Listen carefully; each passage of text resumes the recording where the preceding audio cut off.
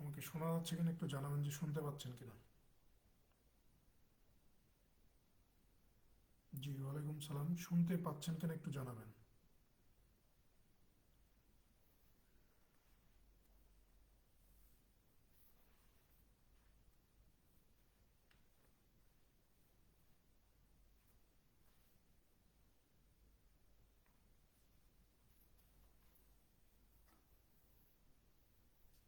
শোনা যাচ্ছে, okay fine.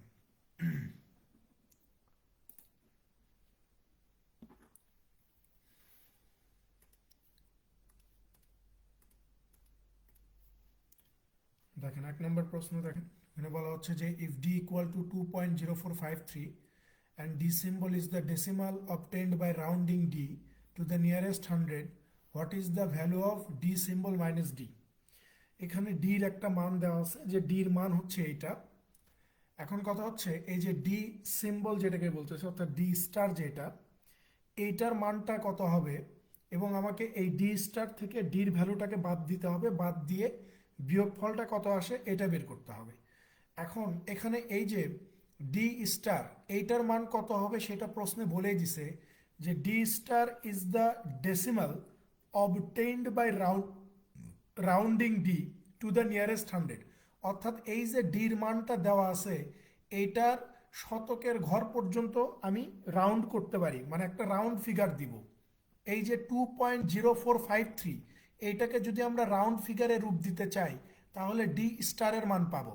তাহলে এটাকে রাউন্ড ফিগারে রূপ দিতে গেলে আপনি কি বলবেন, যে 2.0, এই যে শতক স্থানীয় ঘরে, এই যে দেখেন এখানে 5 আছে, তো আমরা চাইলেই এই চারটাকে কি করতে পারি, রাউন্ড ফিগার দিতে গেলে চারটাকে 5-এ কনভার্ট করে দিতে পারি। অর্থাৎ আমরা এখানে বলতে পারি যে এটা হচ্ছে 2.05 হবে।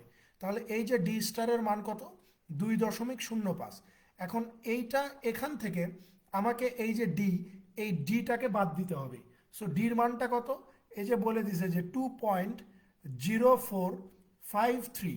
তো দশমিকের সংখ্যার গুণ করার নিয়ম হচ্ছে, যেহেতু এখানে নিচে দশমিকের পরে 4টা ডিজিট আছে, আর ওপরে দশমিকের পরে 2টা ডিজিট আছে, তো আমরা এই 2টা ডিজিটের পরে জাস্ট 2টা শূন্য বসায় দিব। তাহলে বিয়োগ করা আমাদের জন্য সহজ হয়ে যাবে। 3 আছে কত হলে 10 হবে, 7 হলে হাত থেকে 1, 6। 6 আছে কত হলে 10 হবে, 4 হলে হাত থেকে 1, 4 কে 5, 5 5 মিলে গেলে 0। তার মানে 0.0047 হবে এই প্রশ্নের সঠিক উত্তর, যেটা অপশনে নাই। উত্তর হবে নান অফ দিস। আইবি এর খুব মানে ফেভারিট একটা ম্যাথ, আইবি অনেকবার এই প্রশ্নটা রিপিট করছে চাকরির পরীক্ষাগুলোতে। ঠিক আছে।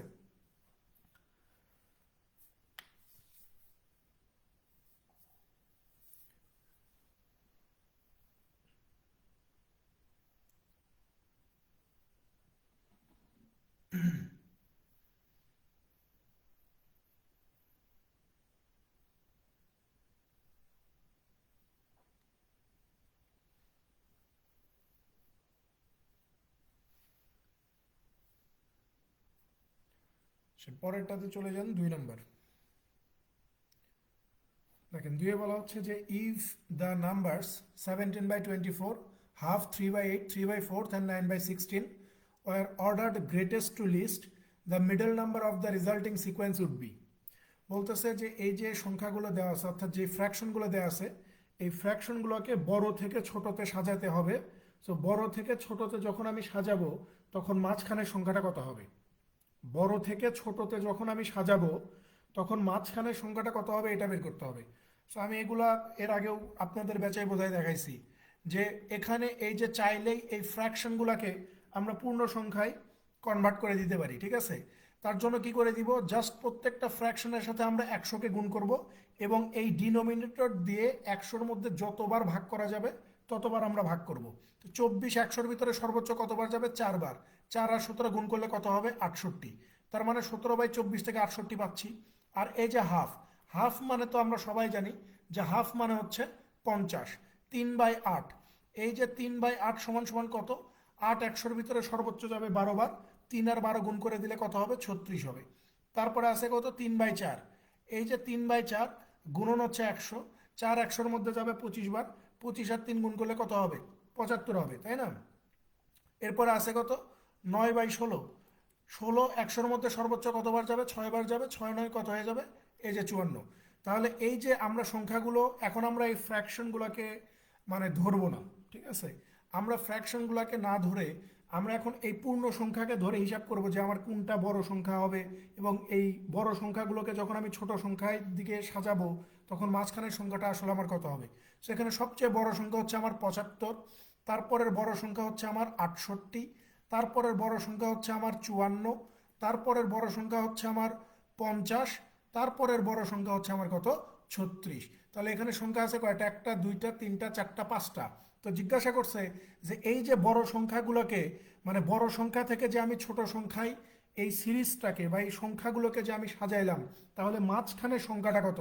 তাহলে মাঝখানের সংখ্যা এখানে কত বেরোইছে, 54 বেরোইছে। 54 থেকে বেরোইছে, এই যে 9/16 থেকে বেরোইছে। তার মানে এখানে মাঝখানের সংখ্যা হবে কত, এই যে 9/16 হয়ে যাবে। মাঝখানের সংখ্যা কত হবে, 9/16 হবে। এই 9/16 উত্তর।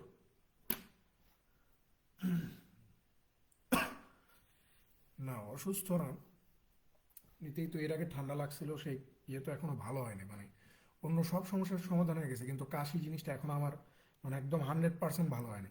আমাদের কালকে একটু ঠান্ডা ঠান্ডা বেশি খেয়ে ফেলছি, এই জন্য আজকে এটার আবার ইফেক্ট পড়তেছে।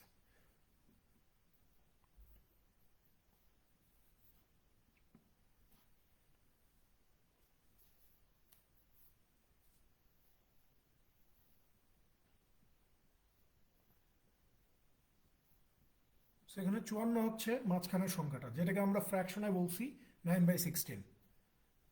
সো এই ফ্র্যাকশনের ছোট বড় বিষয়গুলো যদি আসে কখনো পরীক্ষায়, আপনারা এইভাবে যে কোনো ফ্র্যাকশনকে 100 দিয়ে গুণ করে দিয়ে আপনি খুব ইজিলি আনসার বের করে ফেলতে পারবেন, ঠিক আছে? সব বিভিন্ন বইয়ে আড়াআড়ি গুণ হ্যান ত্যান এগুলো দেওয়া আছে, এগুলোর চেয়ে এটা মনে হয় যে সবচেয়ে ইজি। দেখেন তিনে, দেখেন তিনে কি বলা হচ্ছে যে a boy was asked to multiply a number by 7/8, instead he divided the number by 7/8 and got the result 15/14, more than what he should have got if he had multiplied the number by 7/8. The number is, বলা হচ্ছে যে একজন ছেলেকে বলা হলো যে ভাই তুমি একটা সংখ্যাকে 7/8 দিয়ে গুণ করবা, ঠিক আছে? তো ওই ছেলেটা ওই সংখ্যাকে 7/8 দিয়ে গুণ না করে 7/8 দিয়ে ভাগ করে দিছে। সো ভাগ করে দেওয়ার কারণে তার ফলাফল বেশি আসছে। কত বেশি আসছে, এই যে বলে দিচ্ছে যে 15/14 ফলাফল বেশি আসছে। তো প্রশ্ন আমাদেরকে জিজ্ঞাসা করছে, আচ্ছা, প্রশ্ন আমাদেরকে জিজ্ঞাসা করছে যে তাহলে সংখ্যাটা কত, অর্থাৎ কোন সংখ্যার সাথে আমাদেরকে 7/8 গুণ করতে বলছে। এই টাইপের একটা প্রশ্ন ব্যাংকেও আসছে, মানে সরকারি ব্যাংকে, মানে বোধহয় 3/5 ওর সামথিং কিছু একটা ছিল। সো এখানে কথা হচ্ছে যে প্রথম কনসার্ন যেটা, সেটা হচ্ছে যে সংখ্যাটা কত, কোন সংখ্যার সাথে আমি গুণ করছি, এটা হচ্ছে মেইন কনসার্ন। সো এইটা বের করার সহজ একটা উপায় হচ্ছে এই যে ফ্র্যাকশনগুলোর ডিনোমিনেটর দেখা যাচ্ছে 8, 8 এবং 14, এই 8 আর 14 লসাগু করে ফেলা। 8 আর 14 লসাগু করলে কত পাবো, আপনি বলবেন যে 56 পাওয়া যায়। তাহলে আমি ধরে নিচ্ছি যে আমার সংখ্যাটা কত, 56।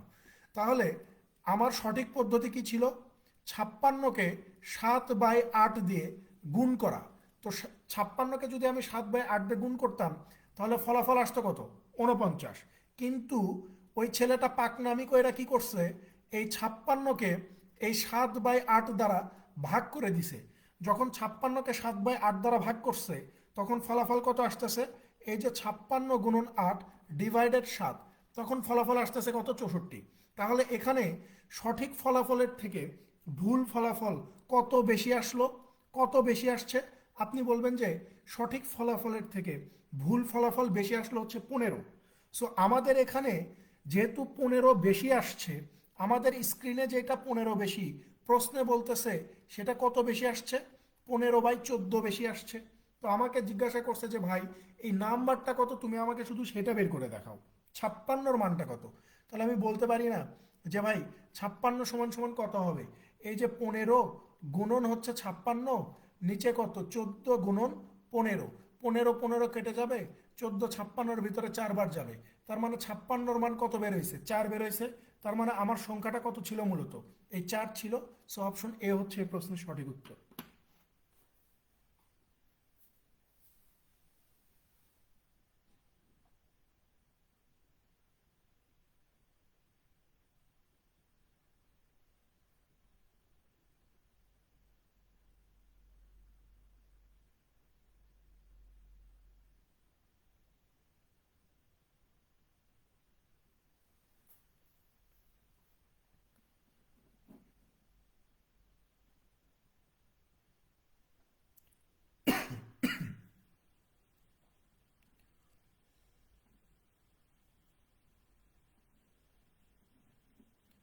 পরেরটাতে চলে যান 4 নাম্বার। কি ব্যাপার,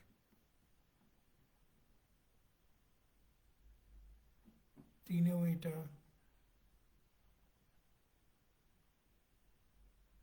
চারেও এটা,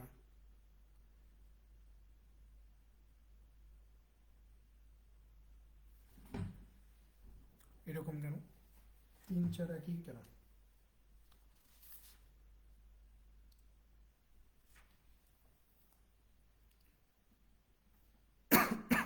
মানে দুইটা প্রশ্ন রিপিট হয়ে গেছে, মানে একই প্রশ্ন দিয়ে ফেলছে, ঠিক আছে।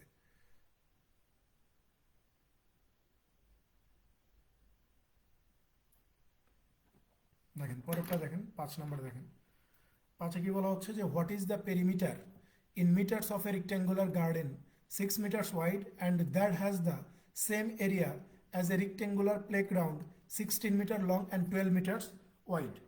বলা হচ্ছে যে একটা আয়তকার বাগানের প্রস্থ হচ্ছে 6 মিটার, একটা আয়তকার বাগানের প্রস্থ 6 মিটার, দৈর্ঘ্য কত আমরা জানি না। সো এই বাগানের ক্ষেত্রফল আর একটা আয়তকার মাঠের ক্ষেত্রফল সমান। সো আয়তকার মাঠের ক্ষেত্রফল কত? দৈর্ঘ্য দেওয়া আছে 16 আর প্রস্থ দেওয়া আছে 12। তাহলে আমি বলতেই পারি যে এইটা যদি আমার বাগানের এরিয়া হয়, সো বাগানের এরিয়া আর হচ্ছে খেলার মাঠের এরিয়া, এই দুইটা কি হবে? সমান হবে। সো আমরা জানি যে আয়তক্ষেত্রের ক্ষেত্রফল মানে কি? আয়তক্ষেত্রের ক্ষেত্রফল মানে হচ্ছে দৈর্ঘ্য গুণন প্রস্থ। আয়তক্ষেত্রের ক্ষেত্রফল মানে কি? দৈর্ঘ্য গুণন প্রস্থ। তো বাগানের দৈর্ঘ্যটা আমরা জানি না, প্রস্থটা আমরা জানি 6। এই প্লেগ্রাউন্ড বা খেলার মাঠের দৈর্ঘ্য জানি আমরা কত? 16। প্রস্থ জানি কত? 12। তাহলে 6 এই 12-র ভিতরে 2বার যাবে। তাহলে এই যে বাগানের যেই দৈর্ঘ্য, সেটা আমরা চাইলেই বের করতে পারি। বাগানের দৈর্ঘ্যটা কত? 16 দুগুণ 32। তার মানে এই যে বাগানের দৈর্ঘ্য হচ্ছে আমার 32, বাগানের যেই প্রস্থ সেটা আমার কত? 6। প্রশ্নে জিজ্ঞাসা করছে যে ওই বাগানের পরিসীমা কত সেটা বের করো। আমরা জানি যে আয়তকার কোনো জিনিসের পরিসীমা মানে হচ্ছে 2 ইন্টু দৈর্ঘ্য যোগ প্রস্থ। তাহলে এই যে 2 ইন্টু আয়তকার বাগানের দৈর্ঘ্য 32, প্রস্থ 6, 32 6 38, 38 দুগুণে কত? এই যে 76। 76 হবে এই প্রশ্নের সঠিক উত্তর।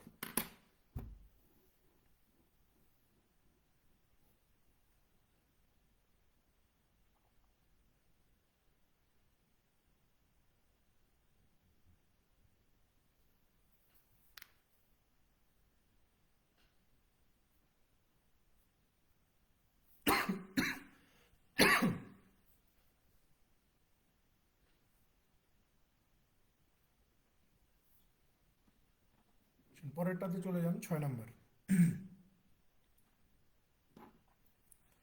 এখানে বলা হচ্ছে যে এ corporation that had taka 115.19 billion in profits for the year paid out taka 230.10 million in employee benefits, approximately what percent of the profits were the employee benefits. ভাই সহজ হিসাব নিজের মতো করে বানায় নেন। যে বলা হচ্ছে যে ধরে নেন যে একটা কোম্পানি এক বছরে 115.19 বিলিয়ন ডলার লাভ করছে। তো বলতেছে যে এই 115.19 বিলিয়ন থেকে যদি সে তার এমপ্লয়ীদেরকে 230.10 মিলিয়ন দিয়ে দেয়, তাহলে মানে অ্যাপ্রক্সিমেটলি লভ্যাংশের কত পার্সেন্ট সে তার এমপ্লয়ীদেরকে দিয়ে দিবে। অ্যাপ্রক্সিমেটলি ওই কোম্পানিটা তার লভ্যাংশের কত শতাংশ তার এমপ্লয়ীদের সাথে শেয়ার করবে, এটা আমাদেরকে বের করতে হবে। সহজ হিসাব, আমরা যদি এখানে দেখতে পাচ্ছি যে লাভ কত? 115.19 বিলিয়ন, 115.19 বিলিয়ন, ঠিক আছে। আর এমপ্লয়ীদেরকে শেয়ার করতেছে কত? এই যে 230.10 মিলিয়ন। সো আপনি বলবেন ওপরেরটা মিলিয়ন নিচেরটা বিলিয়ন। সো এই বিলিয়নটাকে মিলিয়নে কনভার্ট করে দেওয়ার জন্য এই বিলিয়নের সাথে আমরা কি করে দিব? 10কে গুণ করে দিব। যেহেতু পার্সেন্টেজ বের করতে হবে, তাই আমরা এখানে 100 গুণ করে দিব। এখন ক্যালকুলেশন করলে উত্তর বের হবে। আপনি বলবেন যে ভাই দশমিক তুলে দেন, দশমিককে তুলে দেন। সো আমরা যদি এখান থেকে দশমিককে তুলে দেই, এই যে দেখেন 230 আর 10 লিখি, তাহলে এই যে দশমিকের কারণে একটা 1, দশমিকের পরে 2টা ডিজিট আছে, এই যে 2টা শূন্য বসাই দিলাম। তারপর আপনি বলবেন যে নিচের থেকেও দশমিক তুলে দেন। এখানে 115.19, দশমিকের কারণে ওপরে একটা 1, দশমিকের পরে 2টা ডিজিট, এই যে 2টা শূন্য। আর নিচে তো এই যে বিলিয়নকে মিলিয়নে কনভার্ট করার জন্য এই যে 10 গুণ করে দিছি, আর এখানে কত, এই যে 100, তাহলে 100 100 কেটে যাবে, ঠিক আছে। আর আমরা এখানে এই শূন্য আর এই শূন্য কেটে দিতে পারি। এখন এটা ক্যালকুলেশন করতে হবে।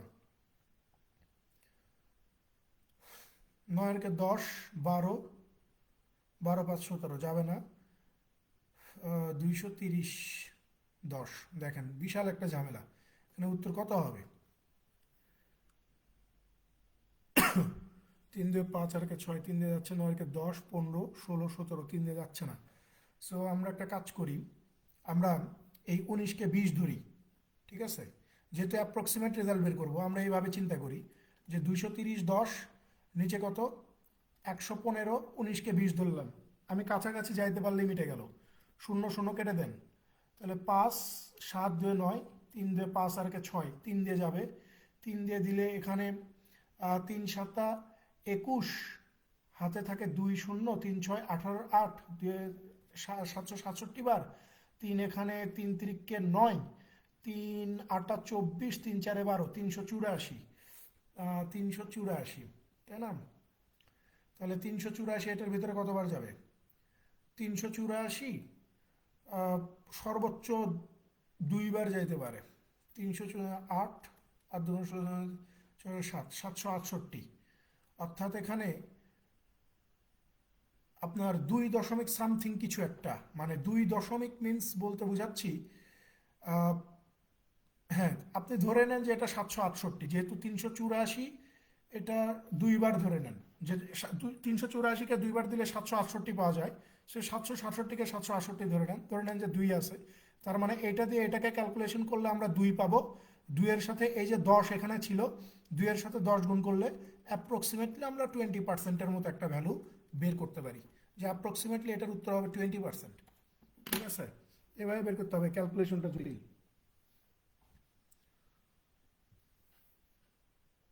যে 20% মুনাফা সে তার এমপ্লয়ীদের সাথে শেয়ার করবে।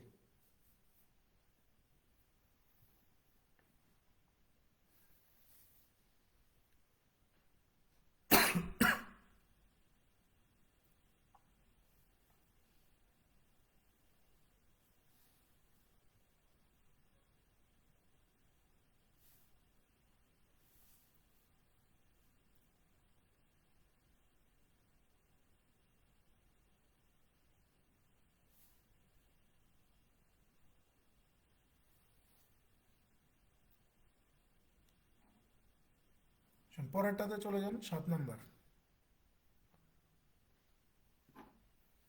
সাথে কি বলা হচ্ছে যে 2 banks offer interest rate of 6% and 7% respectively on savings account.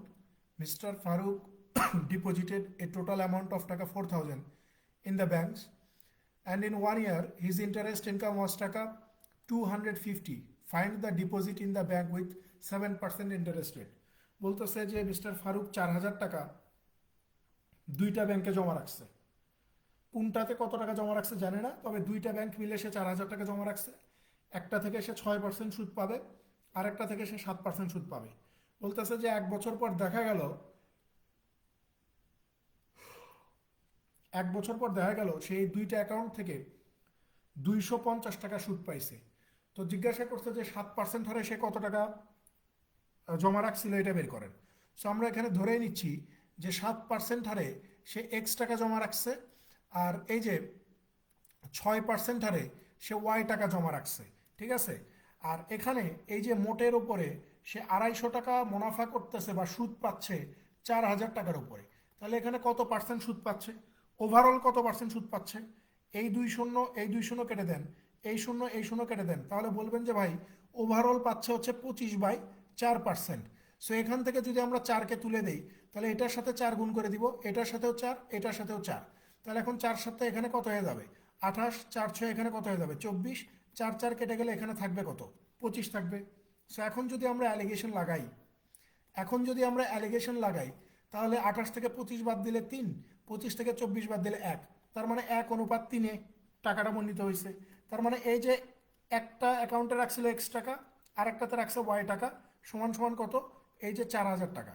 এখানে এক্স এর মান কত 1 বের হয়েছে, ওয়াই এর মান কত 3 বের হয়েছে, সমান সমান কত এই যে 4000, সো 4 ইজ ইকুয়াল টু যদি 4000 হয় তাহলে 1 ইজ ইকুয়াল টু কত 1000। প্রশ্নে জিজ্ঞাসা করছে যে 7% হারে সে কত টাকা জমা রাখছে, আমরা উপরে ধরে নিছি যে 7% হারে সে এক্স টাকা জমা রাখছে, তার মানে এই এক্স এর ভ্যালু কত, এই যে 1000 টাকা। অপশন ডিতে উত্তর আছে।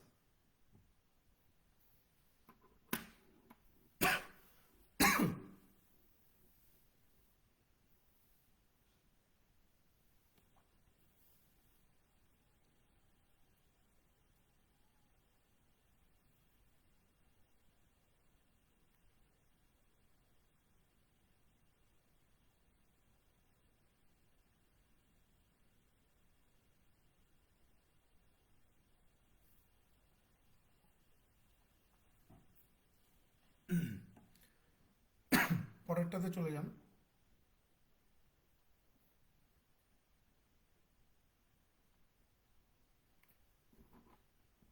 দেখেন এখানে কি বলা হচ্ছে যে if 3/x equal to 2 and y/4 equal to 3, then 3 plus y divided 4 plus x what.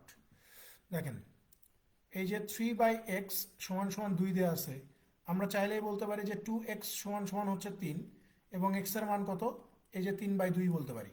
তারপর আমাদেরকে আরেকটা শর্ত দিয়ে রাখছে যে y/4 ইজ ইকুয়াল টু যদি 3 হয় তাহলে আমি বলতে পারি যে y সমান সমান কত 12। এখন আমাদেরকে বের করতে হবে যে 3 plus y divided 4 plus x সমান কত। তাহলে ওয়াই এর মান আমরা জানি যে 12, এক্স এর মানও আমরা জানি যে এক্স এর মান কত, এই যে 3/2। সো এখানে যদি আমরা ক্যালকুলেশন করি, এখানে 2 লসাগু করলে 8 প্লাস 3 আর এখানে কত 15। সো এখানে যদি আমরা ক্যালকুলেশন করি তাহলে 15, এই দুইটা উপরে উঠে যাবে, নিচে কত থাকবে 8 3 11। তাহলে 15 দোকানে কত হবে, 15 দোকানে 30 আর নিচে কত 11।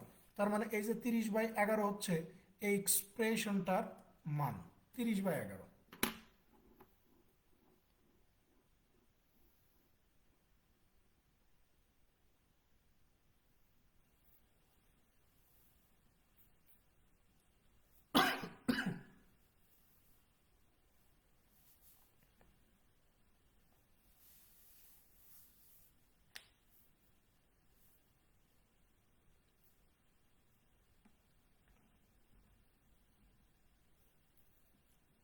পরেরটাতে চলে যান 9 নম্বর। দেখেন 9 কি বলা হচ্ছে যে of the total amount that Jill spent on a shopping trip excluding taxes, she spent 50% on clothing, 20% on food, and 30% on other items. If Jill pays 4% tax on clothing, এখানে অন হবে না, এখানে হবে কথাটা নো, যে no tax on the food and 8% tax on all other items, then the total tax that she paid was what percent of the total amount that she spent excluding taxes. বলা হচ্ছে যে এই জিল নামের একটা লোক shopping করতে গেছে, তো তার কাছে যত টাকা ছিল এই টাকার 50% টাকা সে কাপড় চোপড় কিনছে, 20% টাকার খাবার খাইছে, আর অন্যান্য জায়গায় সে 30% টাকা খরচ করছে। তো বলা হচ্ছে যে যদি কাপড় কেনা বাবদ তাকে 4% ট্যাক্স দেওয়া লাগে, খাবারের জন্য তাকে কোনো ধরনের ট্যাক্স দেওয়া লাগবে না, এবং অন্যান্য খরচের জন্য তাকে 8% ট্যাক্স দিতে হবে। তো প্রশ্ন আমাদেরকে জিজ্ঞাসা করছে যে সে যত টাকা খরচ করছে, যত টাকা সে খরচ করছে তার সাপেক্ষে সে কত পার্সেন্ট টাকা ট্যাক্স দিল, এটা বের করেন। তাহলে খেয়াল করেন সে খরচ করছে কত টাকা, কাপড় চুপড় কেনাতে খরচ করছে 50%, ধরে নেন যে 50 টাকা খরচ করছে। খাবার দাবার খাইছে কত 20%, ধরে নেন যে 20 টাকার খাবার খাইছে। আর অন্যান্য খরচ করছে কত 30%, যে ধরে নেন যে 30 টাকা। তাহলে এখানে টোটাল খরচ কত 50 30 80, 50 30 80 আর 20 কত 100। তার মানে টোটাল খরচ হয়েছে কত 100 টাকা। এখন বলতেছে যে এই যে কাপড় কিনছে 50 টাকার, এটার জন্য তাকে ট্যাক্স দেওয়া লাগছে কত 4%। তো 50-এর 4% কত 2 টাকা। তারপরে বলতেছে যে অন্যান্য খরচ যে করছে 30% বা 30 টাকা, এই 30 টাকার ওপরে তাকে 8% হারে ট্যাক্স দিতে হয়েছে। সো 30-এর 8% কত, এই যে 2 টাকা 40 পয়সা। তো আমাকে টোটাল ট্যাক্স কত দিতে হয়, টোটাল ট্যাক্স দিতে হয় 4 টাকা 40 পয়সার মতো ট্যাক্স দেওয়া লাগে। তো প্রশ্ন এটাই জিজ্ঞাসা করছে যে সে যত টাকা খরচ করলো তার সাপেক্ষে কত পার্সেন্ট টাকা ট্যাক্স দিছে। তাহলে টোটাল খরচ করছে হচ্ছে 100 টাকা, এই 100 টাকার সাপেক্ষে ট্যাক্স দিছে কত, এই যে 4 টাকা 40 পয়সা। সো এটাকে যদি আমরা পার্সেন্টেজে কনভার্ট করে দিই তাহলে আমরা কত বলতে পারবো, যে 4.4%, যে অপশন বিতে উত্তর আছে।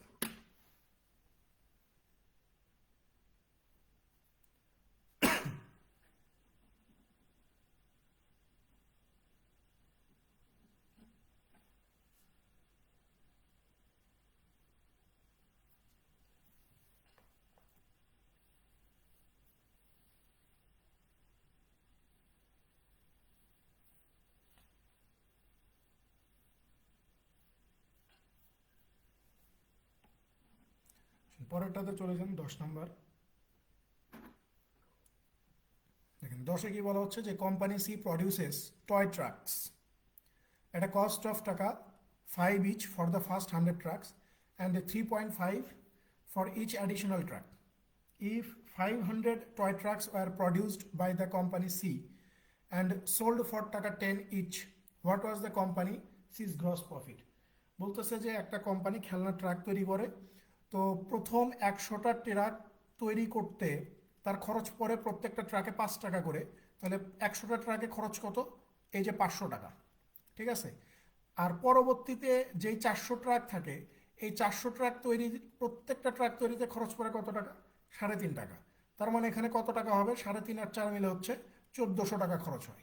তো বলতেছে যে টোটাল কস্টিং তাহলে কত, 1400 আর 500 1900 টাকা, ঠিক আছে, এটা হচ্ছে টোটাল কস্ট। এখন আসেন তার বিক্রয় মূল্য বা টোটাল সেল কত। বলতেছে যে এই 500 ট্রাক সে প্রত্যেকটা 10 টাকা করে বিক্রি করবে, তাহলে টোটাল সেল কত হয়ে যাবে, এই যে 5000 টাকা হয়ে যাবে, 5000 টাকা। তাহলে জিজ্ঞাসা করছে যে তার প্রফিট কত, তাহলে সে বিক্রি করলো 5000 টাকা দিয়ে আর খরচ করলো 1900 টাকা, তাহলে তার লাভ কত হচ্ছে, এই যে 3100 টাকা হচ্ছে তার লাভ। এই যে অপশন সিতে উত্তর দেওয়া আছে, তার লাভ হচ্ছে 3100।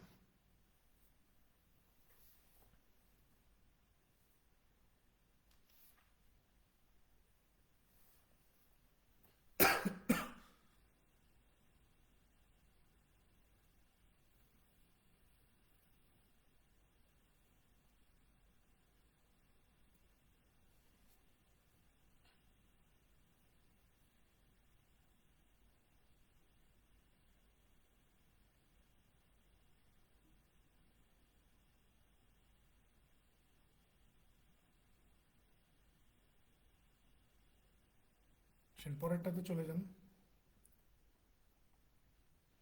দেখেন আমরা এবার দেখবো one bank special cadre officer 2018 প্রশ্ন।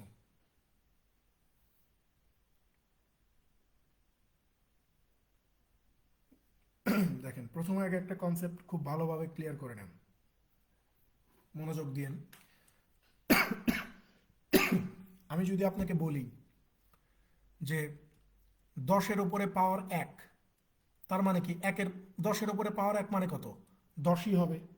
সো 10-এর উপরে পাওয়ার 1 মানে যদি 10 হয়, তার মানে 1-এর পরে কয়টা শূন্য আছে, একটা শূন্য।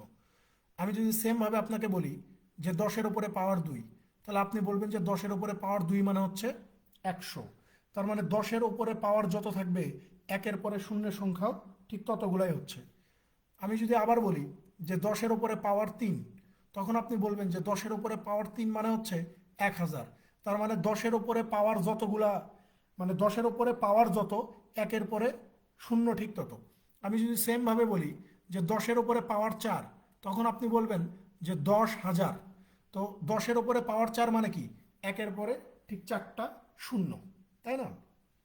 তাহলে আমি জাস্ট এই ছোট্ট একটা এক্সাম্পল দিয়ে বুঝাই যে 10-এর উপরে পাওয়ার 4 মানে যদি 10,000 হয়, আমি যদি এখন আপনাকে বলি যে এই 10,000 থেকে আপনি 74কে বিয়োগ করে দেন তো ভাই, 10,000 থেকে 74কে বিয়োগ করে দেন।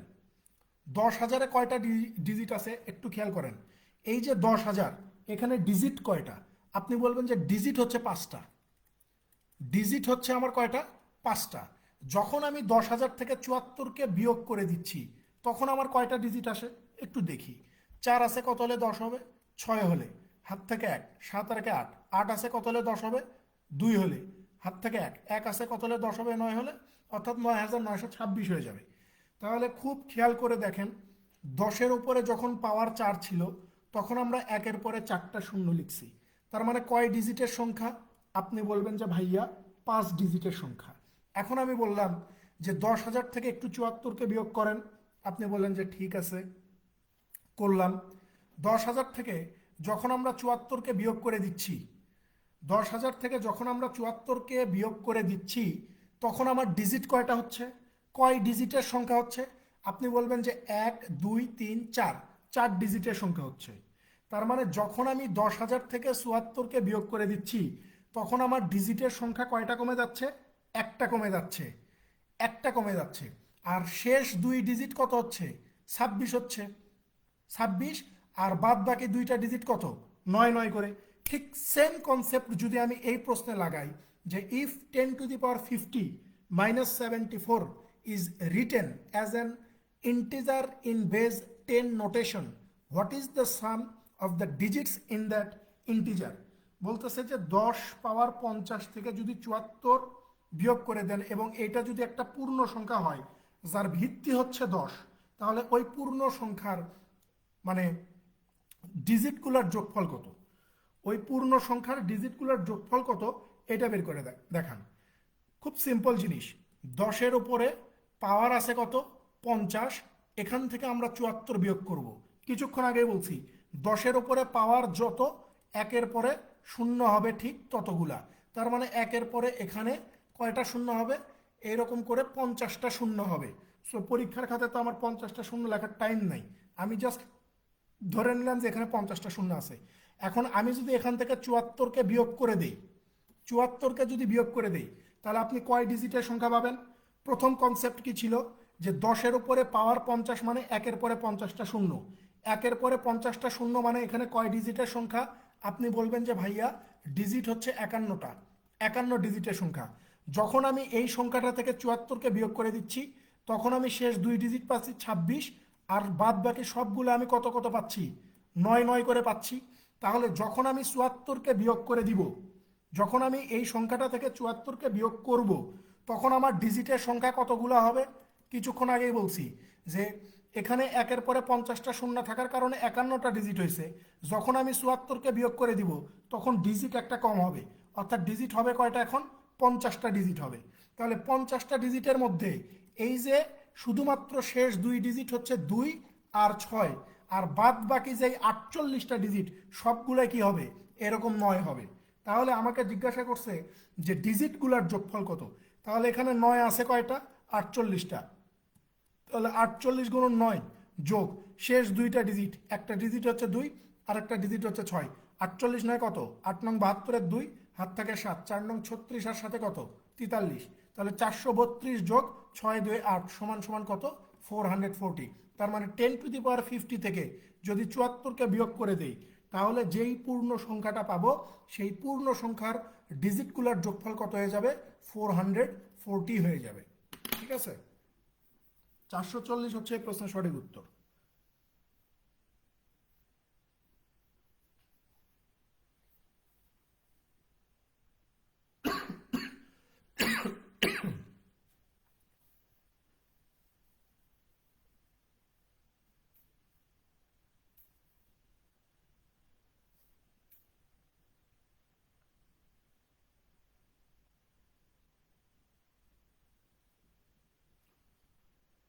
পরেরটাতে চলে যান।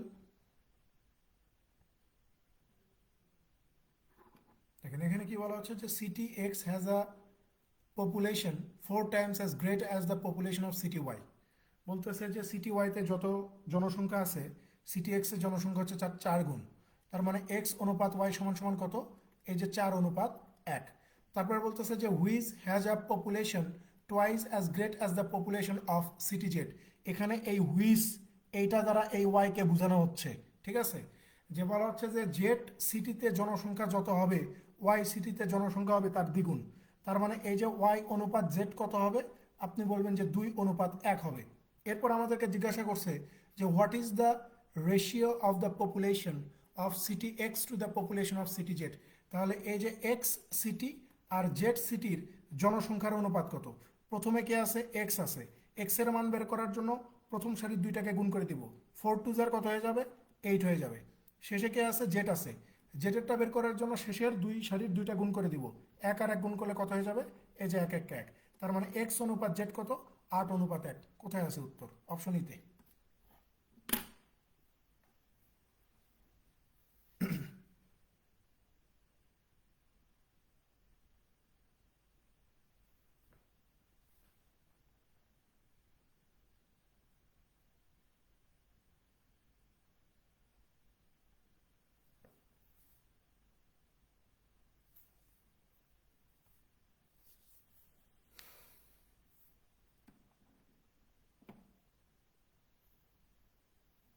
পরেরটাতে চলে যান, 3 নম্বর।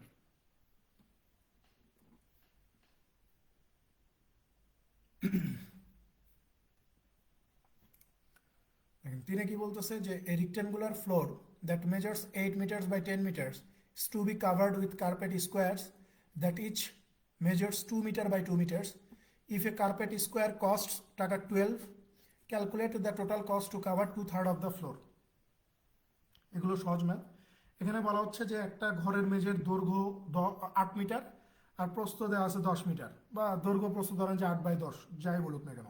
তো বলতেছে যে ফ্লোরটিকে 2/2 মিটার ক্ষেত্রফল বিশিষ্ট একটা কার্পেট দ্বারা মুড়াতে প্রতি বর্গমিটারে যদি 12 টাকা করে খরচ হয়, তাহলে ওই মেঝের 2/3 কার্পেট করতে কত টাকা খরচ হবে?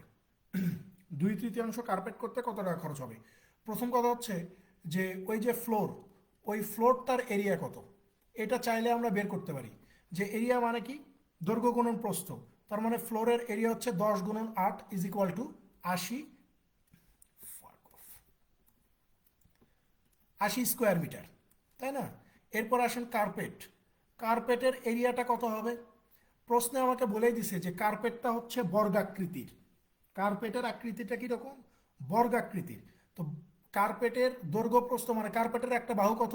2 মিটার। তো বর্গের ক্ষেত্রফল কত? 2 এর উপরে স্কোয়ার করলে আমরা পেয়ে যাই সেটা কত? এই যে কার্পেটের ক্ষেত্রফল হচ্ছে 4 বর্গমিটার। এখন আপনি খেয়াল করে দেখেন তো, আমি যদি বলি যে এখানে তাহলে নাম্বার অফ কার্পেট, কতগুলা কার্পেটের দরকার হবে?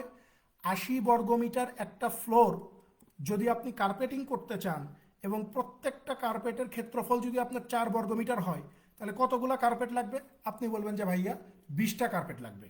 20টা কার্পেট হইলে ওই পুরো রুমটা আমি কার্পেটিং করতে পারবো, তাই না? এখন প্রশ্ন বলতেছে যে ভাই প্রতি বর্গমিটার কার্পেটের খরচ পড়বে কত টাকা করে? 12 টাকা করে। প্রতি বর্গমিটার কার্পেটের খরচ কত? 12 টাকা করে। এখন খেয়াল করেন, এরপরে বলা হচ্ছে যে আমি পুরো ফ্লোর কার্পেটিং করব না, আমার পুরো ফ্লোরের 2/3 আমি কার্পেটিং করব।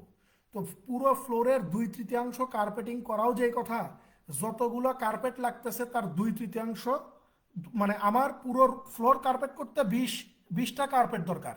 যেহেতু আমি পুরো ফ্লোর কার্পেট করতেছি না, আমি করতেছি পুরো ফ্লোরের 2/3, তার মানে মোট কার্পেট যতটা তার 2/3 কার্পেট আমার লাগবে। মোট কার্পেট লাগবে আমার 20টা যদি আমি পুরো ফ্লোর কার্পেটিং করতে চাই।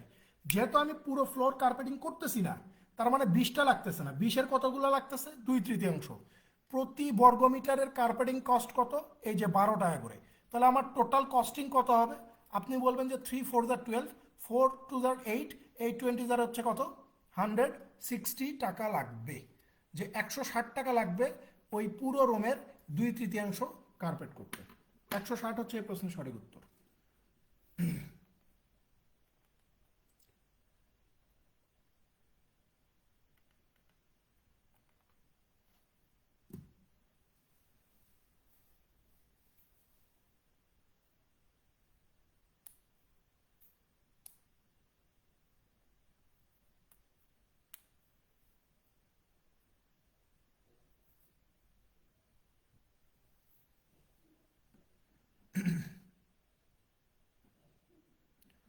পরেরটাতে চলে যান, 4 নম্বর। এখানে বলা হচ্ছে যে travelling at a constant speed of 32 miles per hour, a certain motorboat consumes 24 gallons of fuel per hour.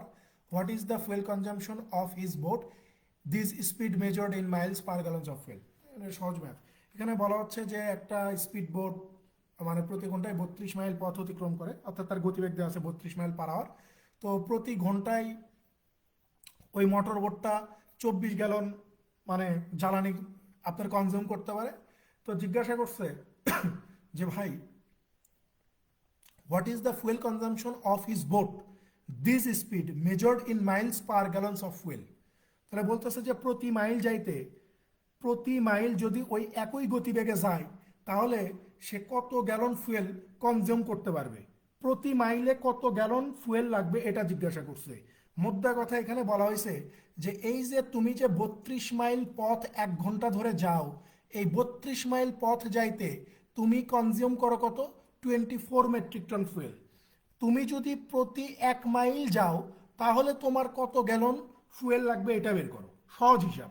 প্রশ্নে বলা হচ্ছে 32 মাইল যাইতে যদি 24 গ্যালন লাগে তাহলে 1 মাইল যাইতে কত গ্যালন লাগবে এটা বের করো। তাহলে 1 মাইল যাইতে আরো কম লাগবে, তার মানে 24 ভাগ হচ্ছে 32, 8 দিয়ে ভাগ করে দিলে 3, 8 দিয়ে ভাগ করে দিলে 4, তার মানে এই যে 3/4 গ্যালন লাগবে। ও এখানে আমি একটা জিনিস ভুল বললাম, দেখছেন আমি একটা জিনিস ভুল বললাম, shit, sorry sorry sorry sorry sorry. এখানে বলতেছে যে what is the fuel consumption, what is the fuel consumption, fuel consumption বের করতে বলছে। What is the fuel consumption of his boat this speed measured in miles. Okay fine. আচ্ছা আচ্ছা, প্রতি ঘন্টায় মানে প্রতি মাইলে। দেখেন বিষয়টা হবে এরকম,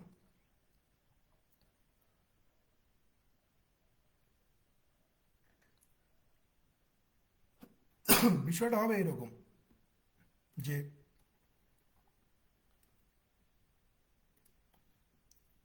24 গ্যালন ফুয়েলে আপনি 32 মাইল যাইতে পারেন, তাহলে একই গতিবেগে 1 গ্যালনে আপনি কত দূর যাবেন।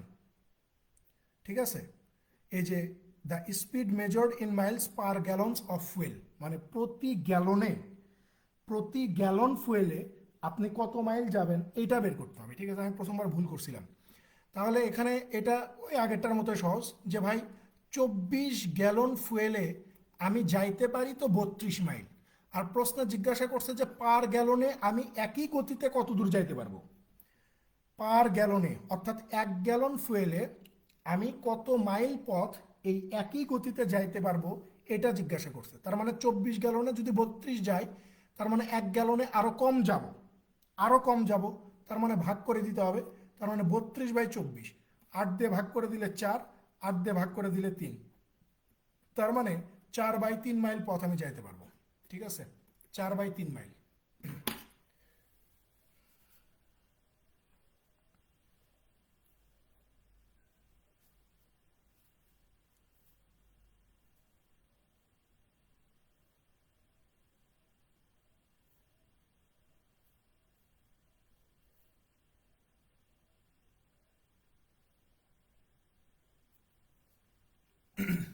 পরেরটাতে চলে যান, 5 নম্বর।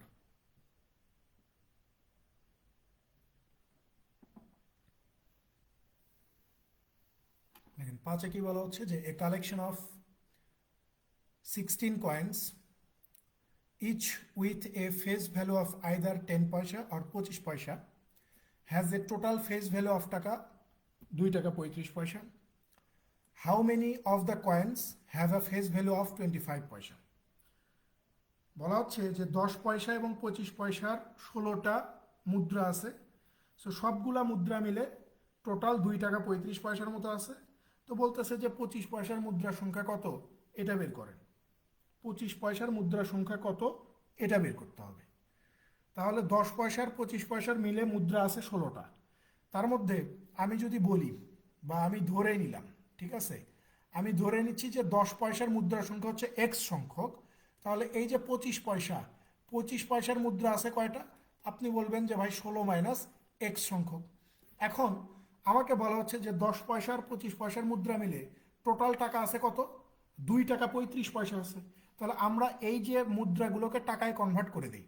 তাহলে এই যে 10 পয়সার কয়েন আছে x সংখ্যক, এইটাকে টাকায় কনভার্ট করে দিতে গেলে 10 দিয়ে ভাগ করতে হবে, কারণ 10টা 10 পয়সার মানে মুদ্রা একসঙ্গে করলে 1 টাকা পাওয়া যায়। সো এই যে মুদ্রাগুলোকে টাকায় কনভার্ট করে দিতে গেলে কি করতে হবে, 10 দিয়ে ভাগ করে দিতে হবে।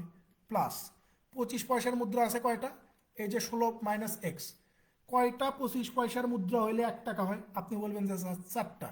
তাহলে 4 দিয়ে ভাগ করে দেন। তাহলে এই যে 10 পয়সার মুদ্রা মিলে যত টাকা হয় এবং 25 পয়সার মুদ্রা মিলে যত টাকা হয়, এই টোটাল টাকার যোগফল কত? ওই যে বলে দিচ্ছে যে 2 টাকা 35 পয়সা।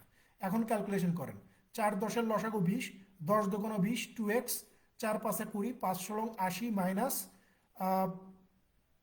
5x ইজ ইকুয়াল টু কত? 2.35। তাহলে আমরা এখানে লিখতে পারি যে 80 মাইনাস 3x, আর এখানে কত হয়ে যাবে? 2 টাকা 35। 2 টাকা 35-এর সাথে যদি আমরা 20-কে গুণ করে দেই, তাহলে আমরা পেয়ে যাব কত? 20 দুগুণ 40, 35 দুগুণ 70, 40-এর সাথে 47 পেয়ে যাব, তাই না? 47। তাহলে খেয়াল করেন, 3x-টাকে এই পাশে পার করলাম, 80 থেকে 47 বাদ দিলে কত হয়? 47 3 50 30 100, তার মানে হচ্ছে 33 হয়, তাই না? তাহলে x এর মান কত আসে? x এর মান চলে আসতেছে আমার 11। তাহলে খেয়াল করেন, x মানে কি? 10 পয়সার মুদ্রা। 10 পয়সার মুদ্রা যদি 11টা হয়, তাহলে আমাকে জিজ্ঞাসা করছে যে 25 পয়সার মুদ্রা কয়টা? তো 25 পয়সার মুদ্রা কয়টা? 16 মাইনাস 11 ইজ ইকুয়াল টু হচ্ছে 5টা। এই যে অপশন বিতে উত্তর দেওয়া আছে, যে 25 পয়সার মুদ্রা আছে কয়টা? 5টা।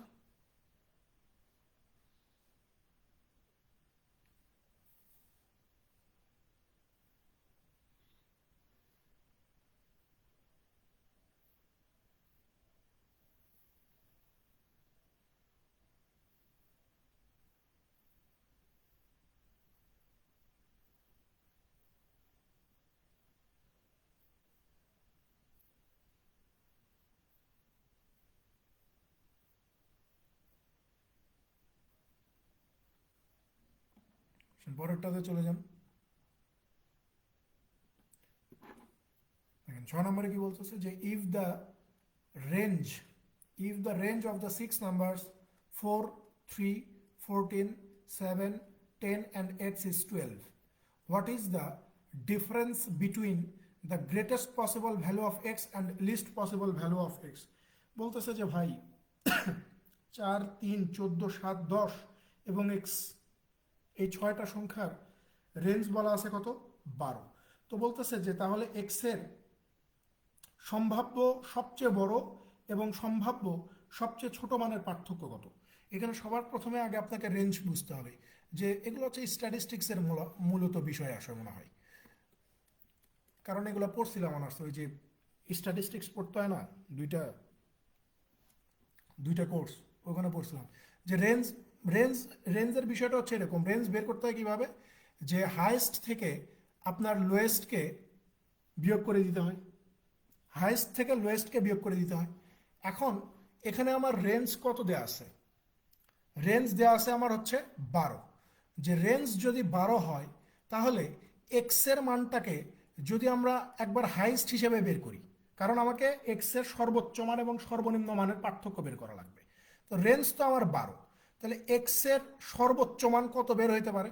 আপনি তখন আমাকে বলতে পারেন যে ভাইয়া এখানে তাহলে আমরা বের করতে পারি যে এখানে সর্বোচ্চ দেখেন 14 আছে, 14, আর সর্বনিম্ন কত? আচ্ছা দেখেন, আমরা যদি এক্স এর মানে আমরা প্রথমে এ করি, মানে সর্বোচ্চ মান বের করবো, তো তার মানে 14 থেকে আমরা এক্সকে যদি বাদ দিয়ে দেই, আচ্ছা আমরা প্রথমে ইয়ে বের করি, লোয়েস্ট মানটা আগে বের করি, যেহেতু লোয়েস্ট মানটাই বের করি। ধরে নেন যে এক্স এর আমরা লোয়েস্ট মান বের করতেছি, তাহলে এক্সটাকে এই পাশে পার করে নিয়ে আসলাম, তাহলে 14 থেকে এই যে 12কে বিয়োগ করে দিলে কত বেরোয়? 2। তার মানে এক্স এর লোয়েস্ট মান আমার কত বেরোচ্ছে? 2 বেরোচ্ছে। এক্স এর লোয়েস্ট মান আমার কত বেরোচ্ছে? 2 বেরোচ্ছে। এরপরে যদি আমরা চিন্তা করি যে এক্স এর হাইয়েস্ট মান বের করব, হাইয়েস্ট সর্বোচ্চ মানটা আমি এখান থেকে বের করব, তাহলে এক্স মাইনাস, এখানে খেয়াল করে দেখেন সর্বনিম্ন মান কত আছে? 4 3 14 7 10-এর মধ্যে সর্বনিম্ন মান হচ্ছে 3, তার মানে 3কে বিয়োগ করে দেন। তাহলে 3কে বিয়োগ করে দিলে আমরা এখানে কত পাবো? যে এক্স ইকুয়াল টু 12 আর 3-এ 15 পাবো। তার মানে এক্স এর হাইয়েস্ট বা সর্বোচ্চ মান কত হইতে পারে? 15 হইতে পারে। তাহলে এখান থেকে আমরা দুইটা জিনিস পাচ্ছি, যে এক্স এর যদি আমি সর্বনিম্ন মান বের করতে চাই, তাহলে সেটা বের হচ্ছে কত? 2। আর এক্স এর যদি সর্বোচ্চ মান বের করতে চাই, সেটা হচ্ছে কত? 15। তো আমাকে বলেই দিছে যে এক্স এর হাইয়েস্ট মান থেকে এক্স এর লোয়েস্ট মানকে যদি বিয়োগ করে দেওয়া হয় তাহলে পার্থক্যটা বা বিয়োগফলটা কত আসবে সেটা বের করেন। তাহলে 15 থেকে 2 বাদ দিলে কত পাওয়া যায়? 13 পাওয়া যায়। 13 উত্তর।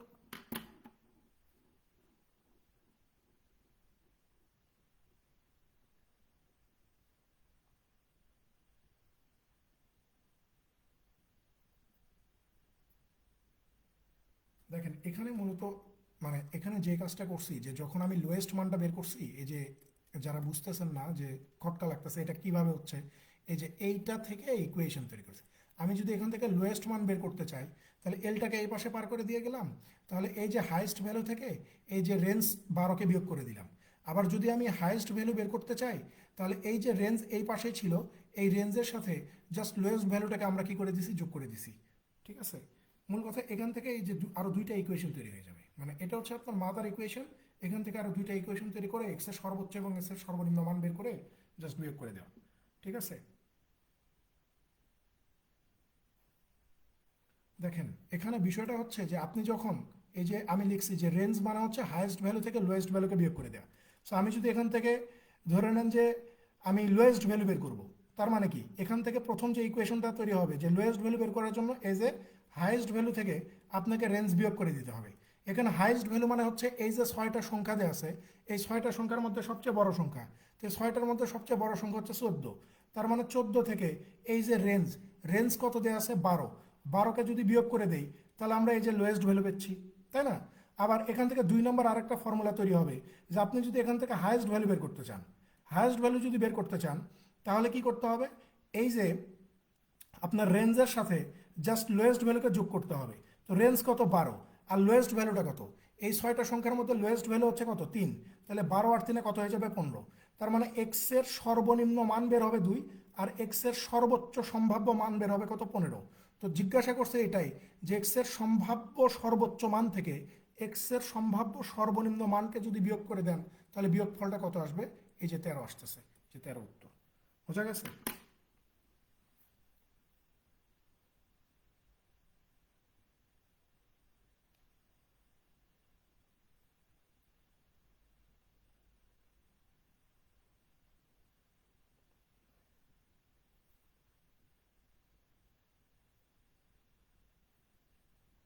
পরেরটাতে চলে যান 7 নম্বর। দেখেন এখানে এক্সপ্রেশনটা আমি একটু ঠিক করে লিখে দিই। এক্সপ্রেশনটা মূলত ছিল এরকম, মানে পুরোটার উপরে রুট ছিল, ঠিক আছে, 4.8 গুণন 10⁻9। ঠিক আছে, মূলত এক্সপ্রেশনটা ছিল এরকম যে √4.8 গুণন 10⁻9 is closest in value of, মানে এই এক্সপ্রেশনটার কাছাকাছি ভ্যালু কোনটা সেটা বের করেন। সো যেহেতু মানে অ্যাপ্রক্সিমেট একটা ভ্যালু আমাকে বের করতে হবে, সো অ্যাপ্রক্সিমেশন করতে চাইলে আমরা যে কাজটা করব এখানে সেটা হচ্ছে এই যে 4.8, ঠিক আছে, এটাকে আমরা ধরেন যে 49 ধরতে পারি, 49 ধরতে পারি, মানে 48 তো 49 ধরলাম। দশমিক তুলে দেওয়ার কারণে দশমিকের জন্য একটা দশমিকের পর একটা ডিজিট আছে, যে একটা শূন্য বসাই দিলাম। গুণন, কিছুক্ষণ আগে এই কনসেপ্ট আলোচনা করছি যে 10-এর উপরে পাওয়ার যত একের পরে ঠিক ততগুলো শূন্য, তাহলে একের পরে 9টা শূন্য হবে, 1 2 3 4 5 6 7 8 9টা শূন্য। এই শূন্যের সাথে এই শূন্যকে কেটে দিলাম, তাহলে এখন আমার ফলাফল কত আসতেছে 49 লিখলাম। 49-এর পরে 1 2 3 4 5 6 7 8টা শূন্য, 1 2 3 4 5 6 7 8টা শূন্য। তাহলে এখন এটা করতে পারবো না যে 49-এর উপরে স্কোয়ার রুট করলে কত পাওয়া যায়, 7 পাওয়া যায়। 8টা শূন্য, প্রত্যেক জোড়া শূন্যের জন্য একটা করে শূন্য বসবে, প্রত্যেক জোড়ার জন্য একটা করে শূন্য। তাহলে এখানে 4 জোড়া শূন্য আছে, এই যে 7-এর পরে 4টা শূন্য বসাই দিলাম। তার মানে এই এক্সপ্রেশনটার অ্যাপ্রক্সিমেট ভ্যালু কত হয়ে যাবে, এই যে 70,000 হয়ে যাবে। 70,000 হচ্ছে এই প্রশ্নের সঠিক উত্তর।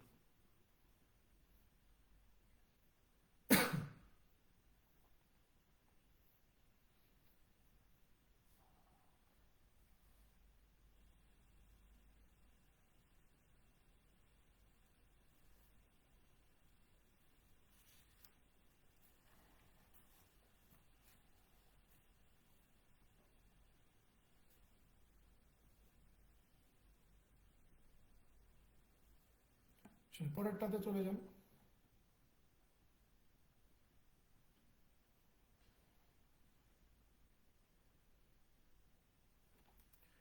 দেখেন এই ম্যাথটাও সহজ, জাস্ট আপনাকে দশমিক তুলতে হবে। আমি এক্সপ্রেশনটা ভালো করে লিখে দিই। এখানে বলা ছিল 0.0036 2.8 ডিভাইডেড 0.04 গুণন 0.003। ঠিক আছে, মূলত এক্সপ্রেশনটা এটা ছিল। এই এক্সপ্রেশনের ভ্যালু কত এটা জিজ্ঞাসা করছে। সো আমরা যদি একটু মাথা ঠান্ডা রেখে উপরের এইটাকে যদি 36 বিবেচনা করি, মানে দশমিককে যদি তুলে দেই, দশমিকের জন্য একটা এক, দশমিকের পরে 4টা ডিজিট আছে, 1 2 3 4টা শূন্য বসাই দিলাম। এই 2.8কে যদি আমরা 28 ধরি, তাহলে দশমিকের জন্য একটা এক, দশমিকের পরে একটা ডিজিট আছে, এই যে একটা শূন্য। নিচে এই যে 0.04কে যদি 4 ধরি, তাহলে ওপরে দশমিকের জন্য এক, দশমিকের পরে দুইটা ডিজিট, দুইটা শূন্য। তারপরে এইটাকে যদি আমরা 3 ধরি, তাহলে এখানে দশমিকের পরে 3টা ডিজিট আছে, তার মানে একের পরে 3টা শূন্য বসাই দিলাম। তাহলে খেয়াল করেন, এখানে 3, এখানে 2, 5, এখানে 4, এখানে 1, 5টা চলে গেল। ঠিক আছে, 4 3-এ কত হয় 12, 12 36-এর ভিতরে 3 বার যাবে, 3 আর 28 গুণ করলে কত হয়ে যাবে? 84 হবে না? 84 হয়ে যাবে, তার মানে 84 উত্তর।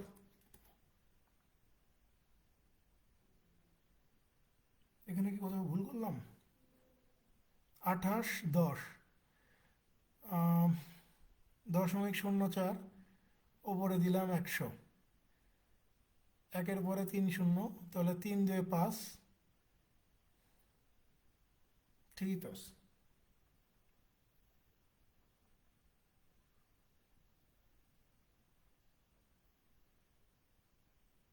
ঠিকই আছে। এখানে দেখেন একটা জিনিস মিসিং আছে, মানে আমি মিস করে ফেলছি। এই যে এইটা, তাই তো বলি, এই যে এই জিনিসটা আমি লিখি নাই। অর্থাৎ এখানে এই যে 0.1 এটা বাদ পড়ে গেছে। সো আমি যদি এখানে 1কে গুণ করে দেই, তাহলে এই যে দশমিক মুক্ত করার জন্য 1, দশমিকের পরে একটা ডিজিট আছে, একটা শূন্য, তাহলে 3 28-এ 84, 84 আর 10 কত হয়ে যাবে? 840 হবে। তাহলে ভুল ধরাই দেন না কেন, ঘুমায় গেছেন? 840 হবে উত্তর। এখানে ওই যে 0.1 ওইটা মিসিং ছিল।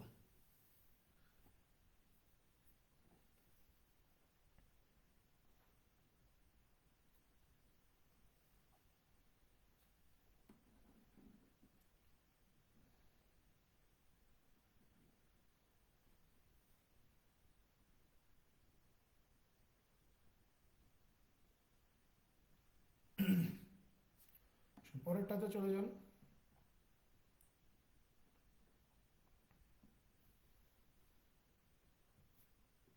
এখানে কি বলা হচ্ছে যে mister x made a fixed deposit of টাকা 10,000 for 1 year at an annual rate of 8% compounded semi-annually.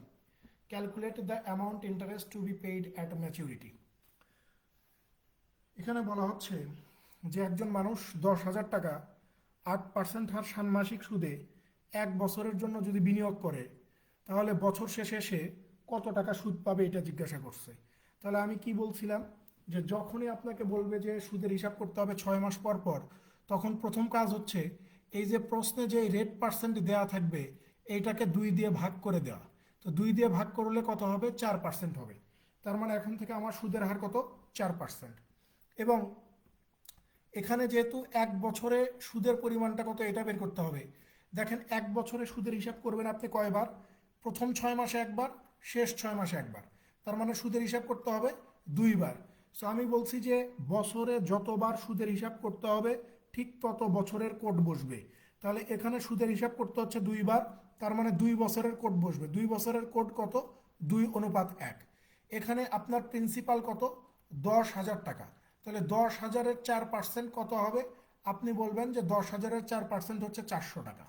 আবার এই যে 400 টাকা, এই 400-র আবার 4%, 400-র 4% কত?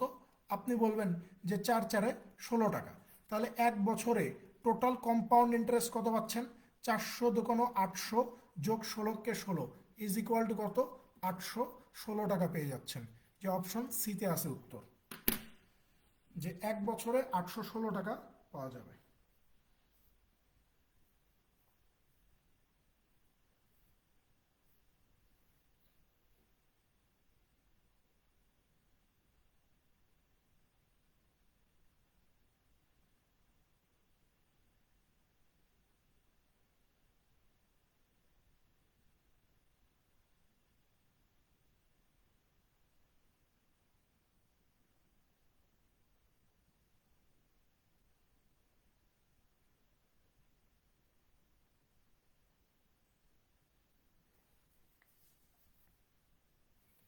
পরেরটাতে চলে যান।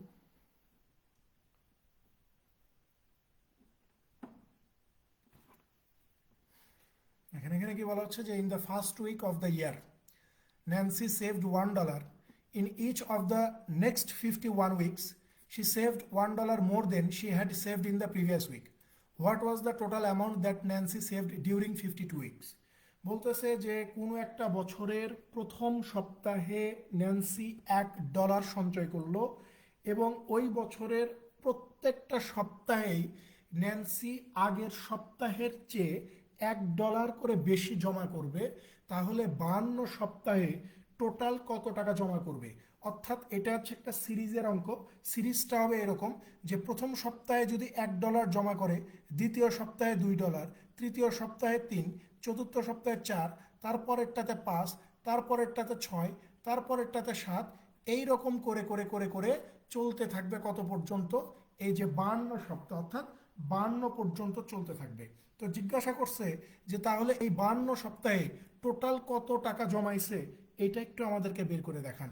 অর্থাৎ 1 থেকে নিয়ে 52 পর্যন্ত এই সংখ্যাগুলোর সমষ্টি কত, এইটা আমাকে বের করতে হবে। সো এটার সমষ্টি বের করার সূত্র আমরা সবাই জানি যে এই যে পদ সংখ্যা গুণন এই যে পদ সংখ্যা যোগ এদের মধ্যে যে কমন ডিফারেন্স অর্থাৎ এই যে 1 ভাগ কত 2, তাহলে এখানে টোটাল পদ আছে কয়টা 52টা।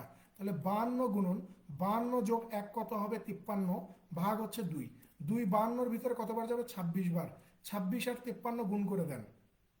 দেখেন গুণ করাও লাগবে না, অপশনের দিকে তাকালেই বুঝতে পারবো। 26 আর 53, তার মানে শেষের 3 আর 6 গুণ করলে ইউনিট ডিজিট কত আসবে 8 আসবে। 26 আর 53 গুণ করলে যেই সংখ্যাটা পাবো তার একক স্থানীয় অঙ্ক কত আসবে 8 আসবে। এখানে 8 নাই উত্তর হবে না, 8 নাই উত্তর হবে না, 8 আছে উত্তর হইতে পারে, 8 নাই উত্তর হবে না, 8 নাই উত্তর হবে না। সো অপশন সি উত্তর, অর্থাৎ 1378 টাকা সে জমা করতে পারবে 52 সপ্তাহে।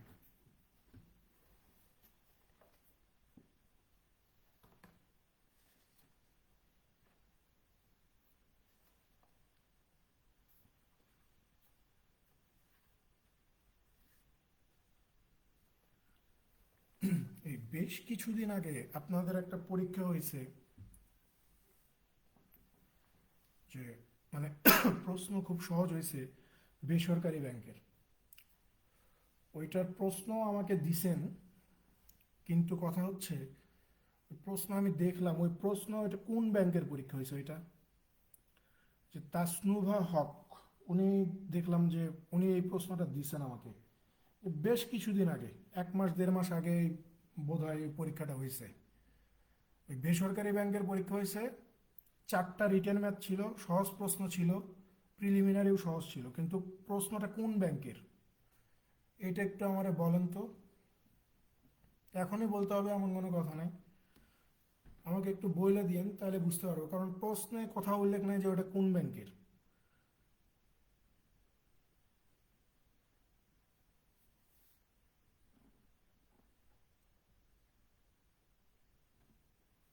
দেখেন স্পেশাল ক্যাডার অফিসার 2022-এর প্রশ্ন দেখেন,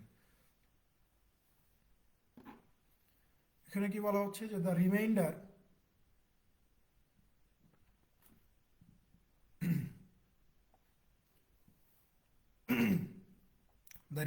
when the positive integer m is divided by 7 is x, বলতেছে যে এই m হচ্ছে একটা পূর্ণ সংখ্যা, আমি যখন একে 7 দ্বারা ভাগ করব তখন ভাগশেষ থাকবে কত x। The reminder when m is divided by 14, বলতেছে যে এই m কে যখন আমি 14 দ্বারা ভাগ করব তখন ভাগশেষ থাকবে কত x প্লাস 7।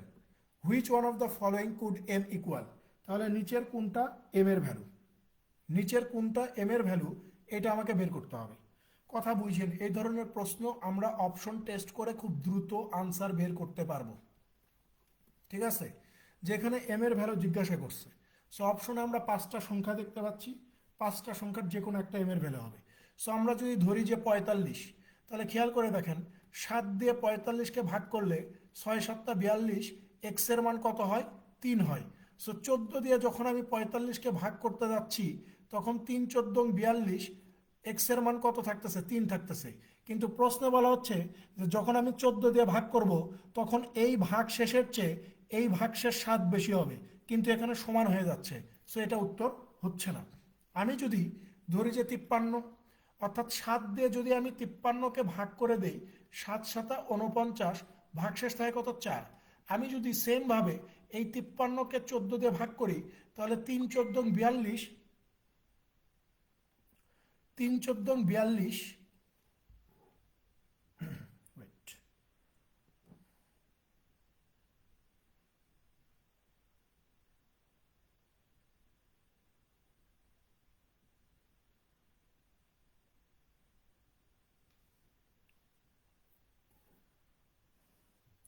ক্লিপস ট্রফেল লাগবে নাকি মানে ব্যারন্স ট্রফেল লাগবে? ট্রফেল তো দুইটা, এখন কোনটা লাগবে দেখেন। তাহলে 14 দিয়ে যদি আমি 53কে ভাগ করে দেই, তাহলে 3 14 42, হাতে থাকবে কত আমার, 11, মানে ভাগশেষ থাকবে 11। তো এখানে কি বলা হচ্ছে যে প্রথম ভাগশেষ যত থাকবে দ্বিতীয় ভাগশেষ থাকবে তার চেয়ে 7 বেশি। সেখানে প্রথম ভাগশেষ 4, দ্বিতীয় ভাগশেষ কত, 11, তাহলে কত বেশি থাকতেছে, 7 বেশি থাকতেছে না? সো 7 উত্তর হবে, সরি 7 বেশি থাকতেছে, তার মানে এই 53 উত্তর হবে। কারণ এইটা হচ্ছে প্রশ্নের শর্তটাকে আমার কি করতেছে, স্যাটিসফাই করতেছে না, প্রশ্নের শর্ত স্যাটিসফাই করতেছে।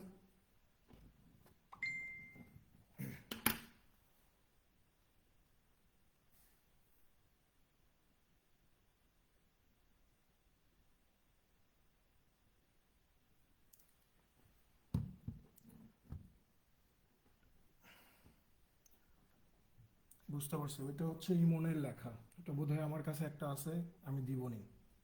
হ্যাঁ আমার কাছে আছে, জাহাঙ্গীর আলম ইমনের লেখা ওইটা, ওই বইটা।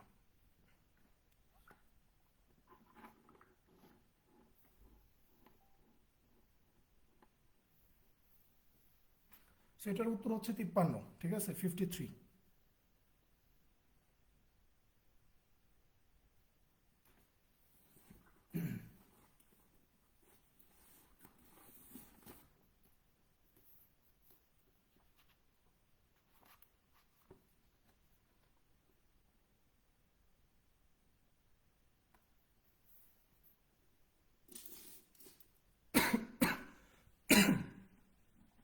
পরেরটাতে চলে যান, 2 নম্বর।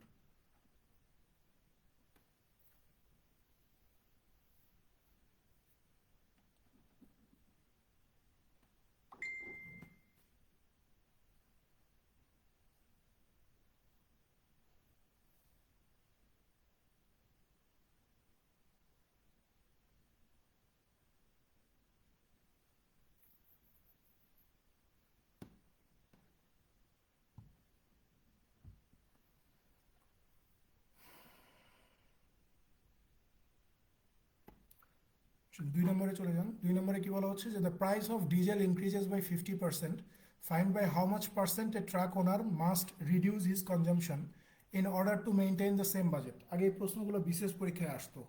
এখানে বলা হচ্ছে যে ডিজেলের দাম যদি 50% ইনক্রিজ করা হয়, তাহলে একজন ট্রাক মালিককে তার তেল বাবদ খরচ কত পার্সেন্ট কমাতে হবে। ঠিক আছে, বলা হচ্ছে যে ডিজেলের দাম যদি 50% ইনক্রিজ করা হয়, তাহলে একজন ট্রাক ওনারকে তার তেল বাবদ খরচ কত পার্সেন্ট কমাতে হবে, এইটা জিজ্ঞাসা করছে। তার মানে আগে দাম ছিল 100 টাকা, আগে দাম ছিল 100 টাকা, এইটা যখন 50 টাকা ইনক্রিজ হচ্ছে, তখন নতুন দাম কত হয়ে যাচ্ছে, 150 টাকা। তো বলতেছে যে খরচ তো এখন 150 টাকা, কিন্তু আমি 100তেই রাখতে চাচ্ছি, 100তেই রাখতে চাচ্ছি, তাহলে আমাকে কত পার্সেন্ট কমাতে হবে, তার মানে 100তে কত কমাতে হবে। তাহলে আমি বলতে পারি যে, সরি, আমি বলতে পারি যে ভাই 150 টাকায় খরচ কমাতে হবে আমাকে 50 টাকা। তাহলে যেহেতু পার্সেন্টেজের হিসাব, তাহলে 100 টাকায় আমাকে খরচ কমাতে হবে কত, এই যে 50 গুণন হচ্ছে 100, ডিভাইডেড হচ্ছে 150, তাহলে 3 বার যাবে, 3 100-র ভিতরে কতবার যাবে, 33.33 বার, তার মানে 33.33% উত্তর হবে। আনফর্চুনেটলি অপশনে সঠিক উত্তর নাই।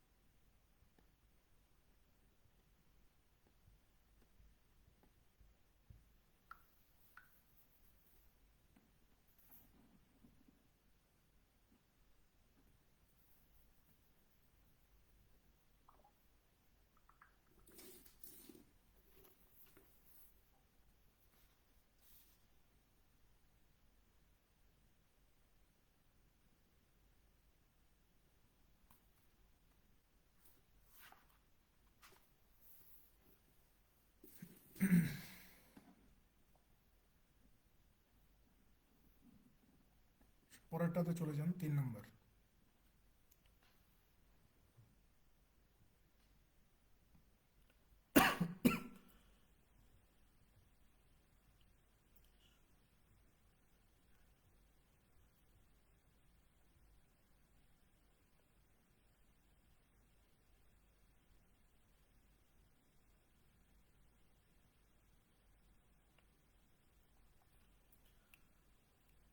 আচ্ছা, স্ট্যান্ডার্ড ব্যাংক। আচ্ছা, ওকে, ফাইন। তাহলে দেখতে হবে, মানে আমরা প্রাইভেট ব্যাংকের পড়াটা এইভাবে শেষ করব যে মানে ব্যাংক ওয়াইজ, মানে আমরা যেই ব্যাংকের প্রশ্ন যখন সমাধান করব তখন ওই ব্যাংকের যতগুলো প্রশ্ন আসছে সব সমাধান করে ফেলবো। যেমন ওয়ান ব্যাংকের আর মনে হয় পরীক্ষা নেয় নাই, দেখতে হবে, যদি যদি নেই তাহলে ওয়ান ব্যাংকের উপরে আর একটা ক্লাস হবে, আমার মনে হয় যে আর নেয় নেই। ঠিক আছে, কারণ প্রাইভেট ব্যাংকের প্রশ্ন কম, এই যে দেখেন 8টা 10টা করে প্রশ্ন, কারণ এখানে ওই যে ওরা আরও অনেক কিছু দেয়, অ্যানালাইটিক্যাল অ্যাবিলিটি বা মান কি বলে ভুলে গেলাম, মানসিক দক্ষতা, এই টাইপের প্রশ্ন প্রাইভেট ব্যাংকে করে। সো এই জন্য গণিতের অংশটা কম, 8টা 10টা 12টা করে প্রশ্ন। সো আমরা আগাইতে পারবো ভালো। ঠিক আছে, দেখেন 3 নম্বরে কি বলা হচ্ছে যে if x minus two y into x plus two y equal to 5 and 2x minus y into 2x plus y equal to 35, then x square minus y square divided x square plus y square equal to what? এখানে আমাকে তার মানে x square minus y square আর x square plus y স্কোয়ারের মানটা কত এটা বের করা লাগবে। আচ্ছা, সো আমরা যদি এইটা একটু খেয়াল করি যে এক্স মাইনাস টু ওয়াই আর একটা হচ্ছে x plus two y is equal to কত 5, তাহলে এটা a plus b into a minus বির মতো হয়ে গেছে না, অর্থাৎ স্কোয়ার মাইনাস বি স্কোয়ারের ফর্মুলা আমরা এখানে কিন্তু লাগাইতে পারতেছি, তাই না? এটা তো a plus b into a minus বির মতোই হয়ে গেছে, তাহলে আমরা এখানে স্কোয়ার মাইনাস বি স্কোয়ারের সূত্র লাগাইতে পারি। তাহলে এখানে এক্স মানে হচ্ছে এ, তার মানে হচ্ছে এ যে square minus b square, b square মানে হচ্ছে 2y স্কোয়ার, 2y এর উপর স্কোয়ার করলে কত হবে, এই যে 4y স্কোয়ার হয়ে যাবে, তার মানে x square minus 4y square সমান সমান কত 5। এইটা একটা বিষয়। আর 2 নম্বর আরেকটা শর্ত এরা দিছে যে 2x minus y into 2x plus y is equal to কত 35, তাই না? এখানেও কিন্তু সেম জিনিসই আমরা দেখতে পাচ্ছি যে এখানে এ plus b into a minus B, অর্থাৎ স্কোয়ার মাইনাস বি স্কোয়ারের একটা ব্যাপার স্যাপার এখানে কাজ করতেছে। তাহলে এখানে স্কোয়ার মানে হচ্ছে 2x স্কোয়ার, 2x এর উপর স্কোয়ার মানে কি 4x স্কোয়ার মাইনাস কত এই যে y square is equal to কত 35। এখন আমাদের এখান থেকে x square minus y square এবং এক্স স্কোয়ার প্লাস ওয়াই স্কোয়ারের মান বের করা লাগবে। সো এটাকে আপনি 1 নাম্বার, জাস্ট বোঝানোর জন্য বলতেছি, এটাকে 2 নাম্বার সমীকরণ আমি মানলাম। এখন আমরা প্রথমে এই দুইটা সমীকরণ যোগ করব। সো আমি যদি যোগ করে দিই যে 4x square minus y square plus x square minus 4y square is equal to 35 আর 5 40, তাই না? তাহলে এখানে কত হচ্ছে,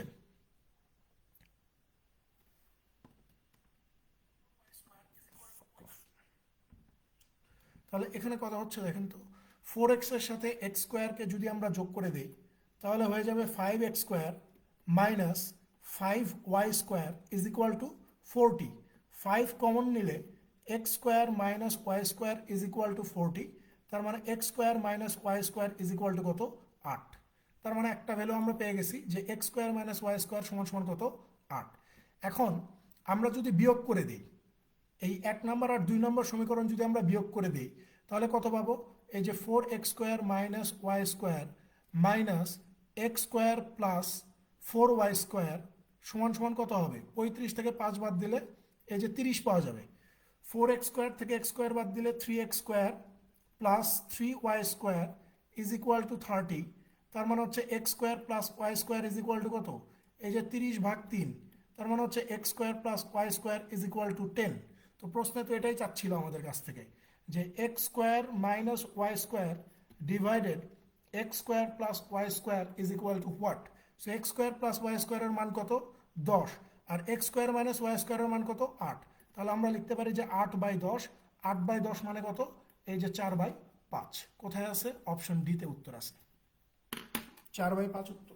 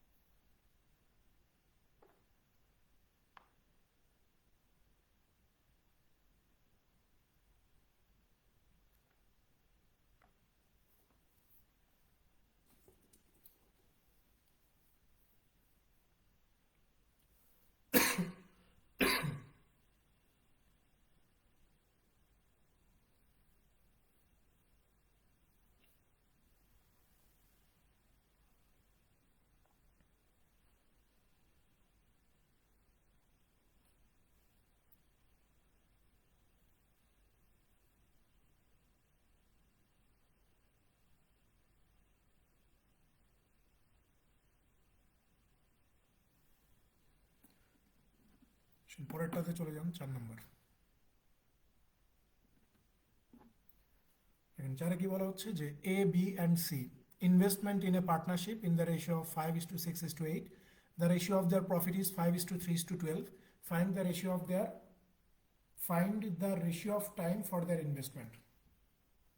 বলা হচ্ছে যে এবিসি তিনজন মিলে একটা ব্যবসায় বিনিয়োগ করছে, যেখানে তাদের বিনিয়োগের অনুপাত দেওয়া আছে 5:6:8, এবং তাদের ব্যবসা থেকে যে প্রফিট হবে তার অনুপাতটা কত? 5:3:12। তাহলে তাদের সময়ের অনুপাতটা কত হবে? ভাই, পার্টনারশিপের একটা মাদার ফর্মুলা আছে, সেটা আমরা কি জানি? যে আমরা যখন ইনভেস্টমেন্টের সাথে টাইমটাকে গুণ করে দিব তখন আমরা প্রফিট পেয়ে যাই, তাই না? সো এখান থেকে যদি আমাদেরকে কখনো টাইম জিজ্ঞাসা করে, তাহলে আমরা কি করি? আমরা এই প্রফিটটাকে জাস্ট আমাদের ইনভেস্টমেন্ট দিয়ে ভাগ করে দিলেই আমরা টাইম বের করতে পারি। সো এখানে তো আমাদের টাইমই জিজ্ঞাসা করছে যে সময়ের অনুপাতটা কত। সো আমরা এখানে সেম কাজটা করব। তো তিনজন মানুষ এ, বি এবং সি। তো এর প্রফিট কত? এই যে 5। বির প্রফিট কত? এই যে 3। সির প্রফিট কত? এই যে 12। এর ইনভেস্টমেন্ট কত? এই যে 5। বির ইনভেস্টমেন্ট কত? এই যে 6। সির ইনভেস্টমেন্ট কত? এই যে 8। এখন আপনি বলবেন যে বিপদে তো পড়ে গেলাম ভাইয়া, এখানে তো ফ্র্যাকশন আসলো। ভয়ের কিছু নাই। ফ্র্যাকশন যেহেতু আসছে, আমরা এই ফ্র্যাকশনের যে ডিনোমিনেটরগুলো আছে, এই ডিনোমিনেটরগুলো লসাগু করে প্রত্যেকটা ফ্র্যাকশনের সাথে যখন গুণ করে দিব, তখন মূলত আমাদের ফ্র্যাকশন উঠে যাবে। সো 5-6 লসাগু কত? 30। 30 আর 8-এর লসাগু কত হবে? 30 আর 8-এর লসাগু 120। তাহলে যদি 120কে গুণ করে দিই প্রত্যেকটার সাথে, দেখেন এখানে মূলত 5-24 120, অর্থাৎ এখানে 120ই হয়ে যাবে। এখানে 6-20, 3-20 60 হয়ে যাবে। এখানে 8-15, 15-12-তে 180 হয়ে যাবে। আমরা যদি 60 দিয়ে ভাগ করে আরও ছোট করি, তাহলে এখানে 2 পাবো, এখানে 1 পাবো, এখানে 3 পেয়ে যাব। অর্থাৎ 2:1:3 হচ্ছে তাদের সময়ের অনুপাত।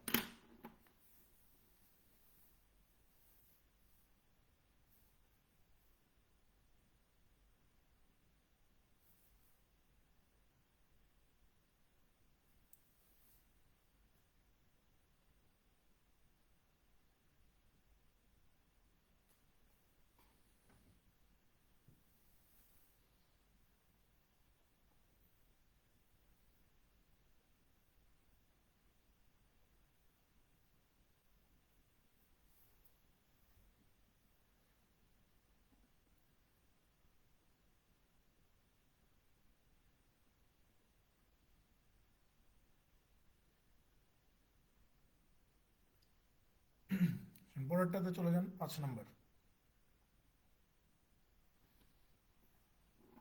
দেখেন এখানে বলা হচ্ছে যে let C and K be constants. এখানে এটা এক্স হবে, হ্যাঁ।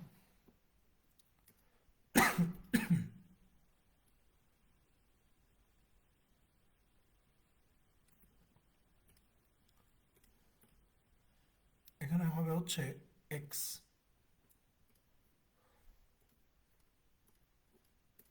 দেখেন এখানে বলা হচ্ছে যে let C and K be constant. C আর কে হচ্ছে ধ্রুবক। If x square plus K x plus 5 factors into x plus 1 into x plus C, then what is the value of K? এখানে বলা হচ্ছে যে এই যে একটা এক্সপ্রেশন আমরা দেখতে পাচ্ছি x square plus K x plus five, এইটার ফ্যাক্টর হচ্ছে এক্স প্লাস ওয়ান আর এক্স প্লাস সি। তার মানে এক্স প্লাস ওয়ান এবং এক্স প্লাস সি দিয়ে আপনি এই এক্সপ্রেশনটাকে চাইলে ভাগ করতে পারেন। এবং আমাকে বলা হচ্ছে যে এখান থেকে কে এর মানটা কত এটা বের করো। তাহলে এক্স প্লাস ওয়ান যেহেতু একটা ফ্যাক্টর, তাহলে এক্স প্লাস ওয়ান সমান সমান শূন্য লিখতে পারি। এবং এখান থেকে আমি এক্স এর ভ্যালু বের করতে পারি যে এক্স এর ভ্যালু কত, মাইনাস ওয়ান। সো এক্স এর ভ্যালু যদি মাইনাস ওয়ান হয়, জাস্ট এখানে মান বসাই, x square plus K x plus five equal to কত হবে, এই যে মাইনাস ওয়ান স্কোয়ার, এখানে প্লাস মাইনাসে মাইনাস হয়ে যাবে আলটিমেটলি, কারণ কে এর সাথে মাইনাস ওয়ান গুণ করে দিলে এটা মাইনাস কে হয়ে যাবে, প্লাস কত, ফাইভ। তাহলে মাইনাসের পরে মানে যে কোনো নেগেটিভ সংখ্যার উপরে যখন আমরা স্কোয়ার করে দিব এটা পজিটিভ হয়ে যাবে, তাহলে one minus k plus five হয়ে যায়। তাহলে আমরা বলতে পারি যে এখানে কে এর ভ্যালুটা কত, কে কে যদি আমরা ডান পাশে পার করে নিয়ে যাই, পাঁচ আর একে কত হয়ে যাবে, ছয় হয়ে যাবে। সো কে এর মানটা কত হবে ভাই, এই যে সিক্স হয়ে যাবে, যে কে সমান সমান হচ্ছে ছয়।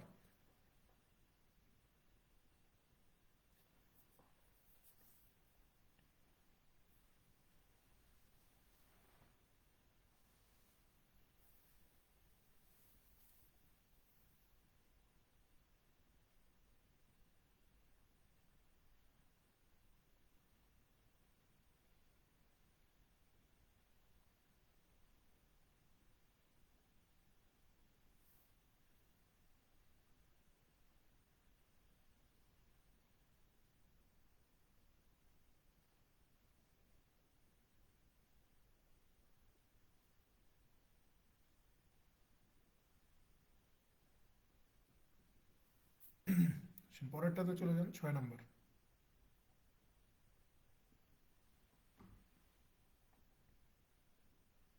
কিছুক্ষণ আগে করে আসছি না এই প্রশ্নটা, 816 উত্তর ছিল, রিপিট প্রশ্ন এটা, কিছুক্ষণ আগে করে আসছি এটা, শুধু নামটা আলাদা, ওখানে মিস্টার এক্স ছিল আর এখানে লাবণী দেওয়া আছে।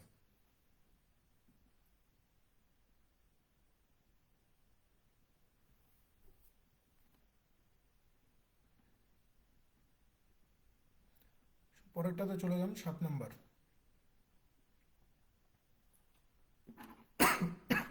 দেখেন এখানে বলা হচ্ছে যে a boat of length 4 metre and breadth 1.5 metre is floating on a lake. The boat sinks by 1.5 centimetre when a man gets on it, the mass of man is what? এখানে প্রশ্নে খুব সম্ভবত ভুল আছে, মানে এখানে 1.5 সেন্টিমিটার হবে না, এখানে 1.5 মিটার হবে, কারণ সেন্টিমিটার দিলে অঙ্কটা অন্যদিকে ঘুরে যাবে। এখানে এটাকে মিটার করে নেন, সেন্টিমিটার দিলে তো আবার 10 দিয়ে ভাগ করা লাগবে, কিন্তু উত্তর তো সেই অনুযায়ী নাই, তোমার এটা মিটারই হবে, 1.5 মিটারই হবে।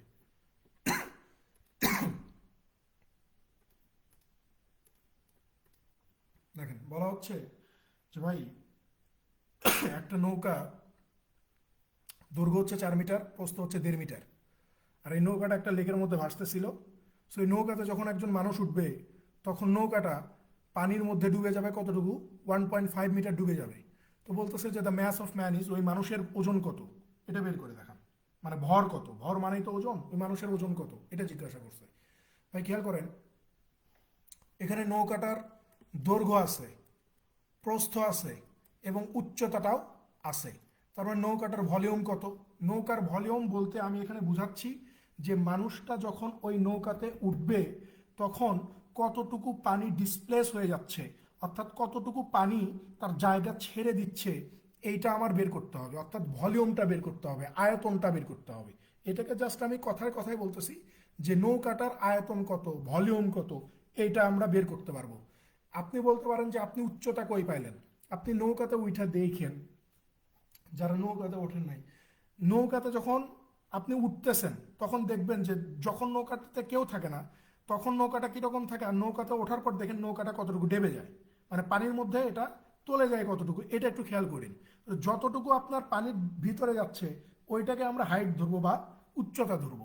তাহলে লেন্থ কতটুকু দেওয়া আছে 4, প্রস্থ কতটুকু দেওয়া আছে 1.5, আর হাইট কত এই যে 1.5, তাহলে 4 দেড়ে 6, 6 দেড়ে কত হবে?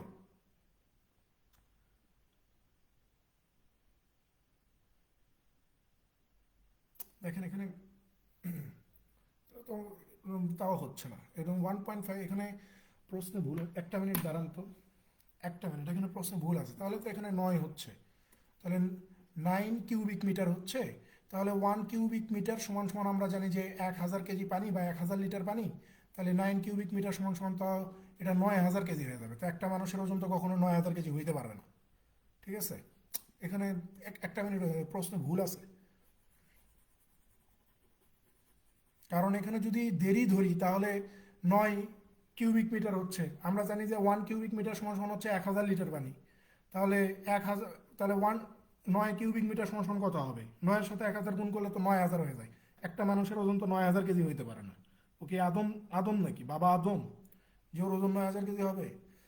একটা মিনিট দাঁড়ান, আমি একটু গুগল করি, এখানে প্রশ্ন ভুল আছে।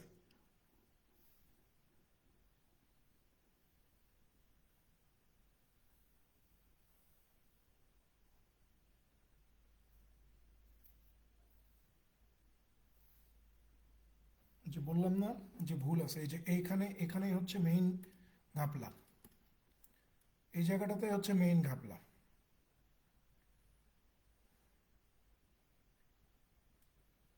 এখানে হবে হচ্ছে কত দেখছে, 0.015, 0.015 মিটার হবে, ঠিক আছে?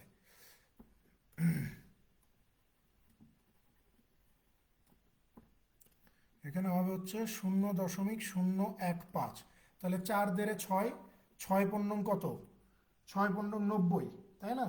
6 পূর্ণং 90 এক ঘর পরে, তার মানে 0.09 কিউবিক মিটার, ঠিক আছে? তাহলে 0.09 কিউবিক মিটার হচ্ছে আপনার মানে ডিসপ্লেসড ওয়াটারের যে ভলিউম সেটা। তো আমাকে জিজ্ঞাসা করছে যে মানুষের ভর কত, ওজন কত। আমরা সবাই জানি যে 1 কিউবিক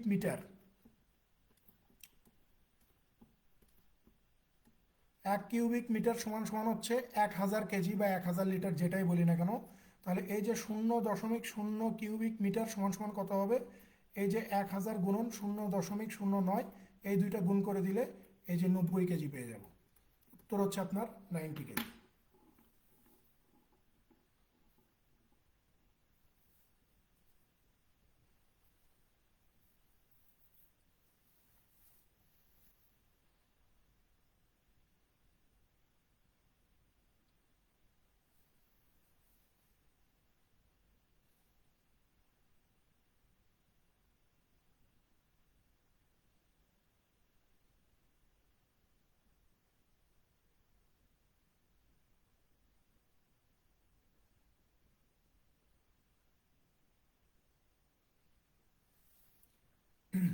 পরেরটাতে চলে যান, 8 নম্বর।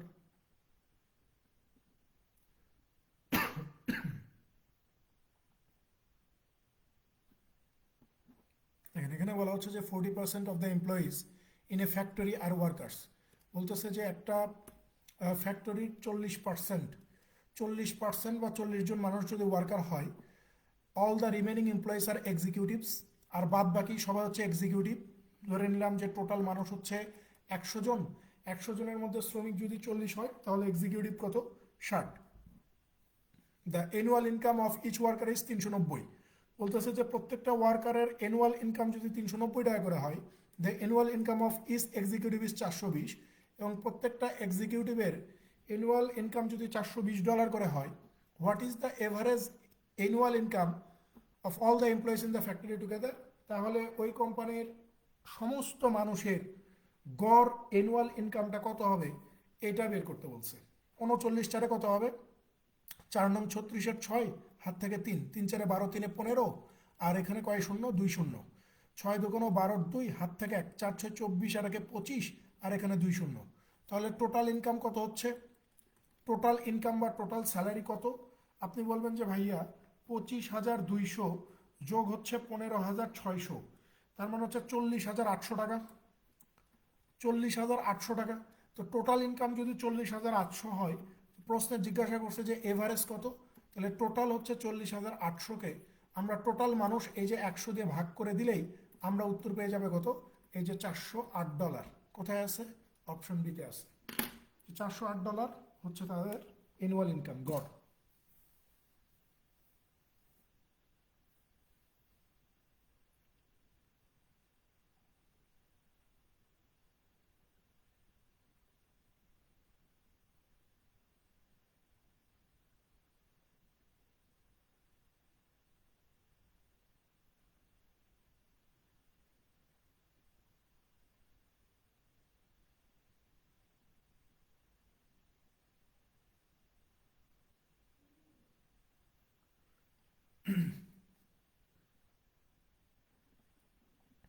পরেরটাতে চলে যান, 9 নম্বর। দেখেন এইটা হচ্ছে আসলে পরীক্ষার হলে বসে এই ম্যাথটা সলভ করার মতো ম্যাথ না, ঠিক আছে? এই 9 নম্বর প্রশ্নটা পরীক্ষার হলে বসে সলভ করার মতো ম্যাথ না। এই ম্যাথটা করতে গেলে আপনার ক্যালকুলেটর লাগবেই, মানে দ্রুত করতে গেলে ক্যালকুলেটর লাগবে। আর যদি হাতে কলমে করতে চান তাহলে সময় দিতে হবে বা সময় লাগবে এই ম্যাথটা করতে। তাছাড়া আপনি এই ম্যাথটা সমাধান করতে পারবেন না, কারণ এই ম্যাথটা আমি অনেক রকমভাবে অনেকভাবে করার চেষ্টা করছি, বোঝার চেষ্টা করছি। আসলে এখান থেকে আমি কোনো মানে সহজ কোনো পদ্ধতিতে আমি আসতে পারি নাই। কারণ রেট পার্সেন্টটা কোনো বিষয় না, এরকম রেট পার্সেন্ট অনেক আছে, এর চেয়েও কঠিন রেট পার্সেন্টের ম্যাথ আছে। কিন্তু এখানে সংখ্যাটা, এই যে প্রিন্সিপালটা, এমন একটা প্রিন্সিপাল দিয়ে রাখছে যেটা মানে একদম বাজে একটা সংখ্যা, ঠিক আছে? সেটা আমি জাস্ট প্রসেসটা আপনাকে দেখাচ্ছি, আপনি পরীক্ষার হলে আসলে এটা আসলে খুব টাফ হয়ে যাবে করা। এখানে বলা হচ্ছে যে what would be the compound interest on taka 7700 at 15 whole 1/4% per annum for 2 years compounded annually. বলতেছে যে 7,700 টাকার 15 সমস্ত 1/4% হারে 2 বছরের চক্রবৃদ্ধি সুদ কত হবে এটা বের করে দেখান। তো প্রথমেই আপনি যদি রেট পার্সেন্ট নিয়ে কাজ করেন, যে 15 সমস্ত 1/4%, এইটা মানে হচ্ছে 4×15 = 60, 61/4%, এটাকে আমরা লিখতে পারি যে 61/400, 61/400, ঠিক আছে? এটা হচ্ছে আমার রেট পার্সেন্ট। এখন যেহেতু 2 বছর, তাহলে প্রথম বছরে আপনি এই যে 7,700, এইটার উপরে 61/4% হারে সুদ পাবেন। তাহলে দেখেন এখানে ক্যালকুলেশন করলে কত আসবে। দেখেন সংখ্যাগুলো এমন যে আসলে ক্যালকুলেশন করাটা খুবই টাফ। এটা আমি ক্যালকুলেটর ইউজ করতেছি, ঠিক আছে, কারণ ক্যালকুলেটর ছাড়া আসলে অসম্ভব। 77-এর সাথে 61 গুণ করে 4 দিয়ে ভাগ করে দিলে আমরা পেয়ে যাব 1174.25, 1174.25 পাবো। দ্বিতীয় বছরেও আমরা এই 7,700-র উপরে 61/400 হারে আমরা সুদ কত পাবো, 1174 টাকা 25 পয়সা পাবো। কিন্তু যেহেতু চক্রবৃদ্ধির সুদ, তাই এখানে আমাকে একটা এক্সট্রা কাজ করতে হবে। সেই কাজটা কি, এই যে প্রথম বছরে আমি 1174 টাকা 25 পয়সা সুদ পাইছি, এইটার উপরে দ্বিতীয় বছরে আমি আবার এই যে 61/400 হারে সুদ পাবো। তো খেয়াল করে দেখেন, এই 1174.25-এর যদি 61/400, এইটা যদি আমরা ক্যালকুলেশন করি, তাহলে আমরা পেয়ে যাব হচ্ছে 179 টাকা 07 পয়সা, যেটা আমার এই যে দ্বিতীয় বছরের সাথে যুক্ত হবে।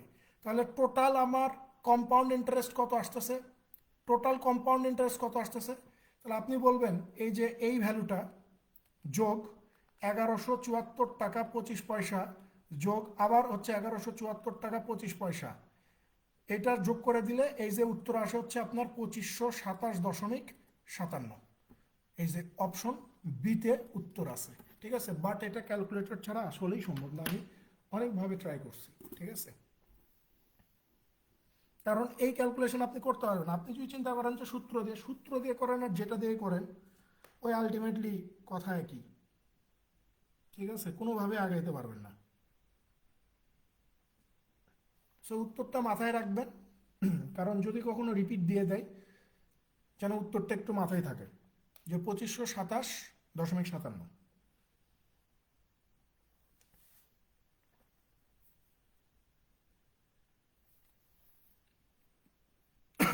ম্যাথ আছে। লাস্ট ম্যাথ দেখেন, এখানে কি বলা হচ্ছে যে find the angle between our hand and minute hand of A clock when the time is 5:45। বলতেছে যে 5:45 ঘন্টার কাঁটা এবং মিনিটের কাঁটার মধ্যবর্তী কোণ কত, এটা জিজ্ঞাসা করছে। তো আমরা জানি কিন্তু মিনিটের কাঁটা আর ঘন্টার কাঁটার মধ্যবর্তী কোণ বের করার যে সূত্র আমরা কিন্তু সেটা জানি যে 11m মাইনাস 60h ডিভাইডেড 2, তাই না? এখানে 11m বলতে বুঝাচ্ছি এই যে মিনিট কত 45, তার মানে 11 সাথে 45 গুণ করব, এখান থেকে বিয়োগ করে দিব। 60-এর সাথে আবার এইচ মানে হচ্ছে ঘন্টা, ঘন্টার কাঁটা কততে আছে 5-এ আছে, এই যে 5 গুণ করে দিব, দিয়ে এই যে 2 দিয়ে ভাগ করে দিব। 11 45-এ কত হবে 495 মাইনাস 5 কত 300 ভাগ কত 2, তাহলে এখানে কত 195 ভাগ 2, 195কে 2 দিয়ে ভাগ করলে 97 যখন 194, তার মানে 97.5 ডিগ্রি উত্তর চলে আসে। উত্তরে নেই এখানে,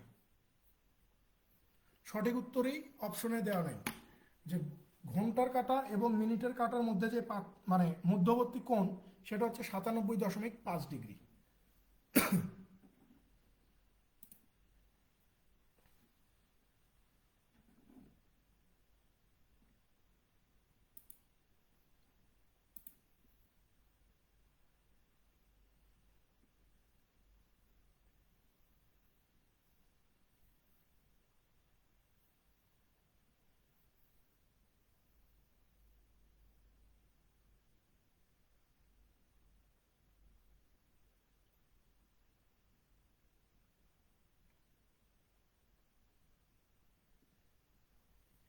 এই হচ্ছে আমাদের আজকের পড়াশোনা।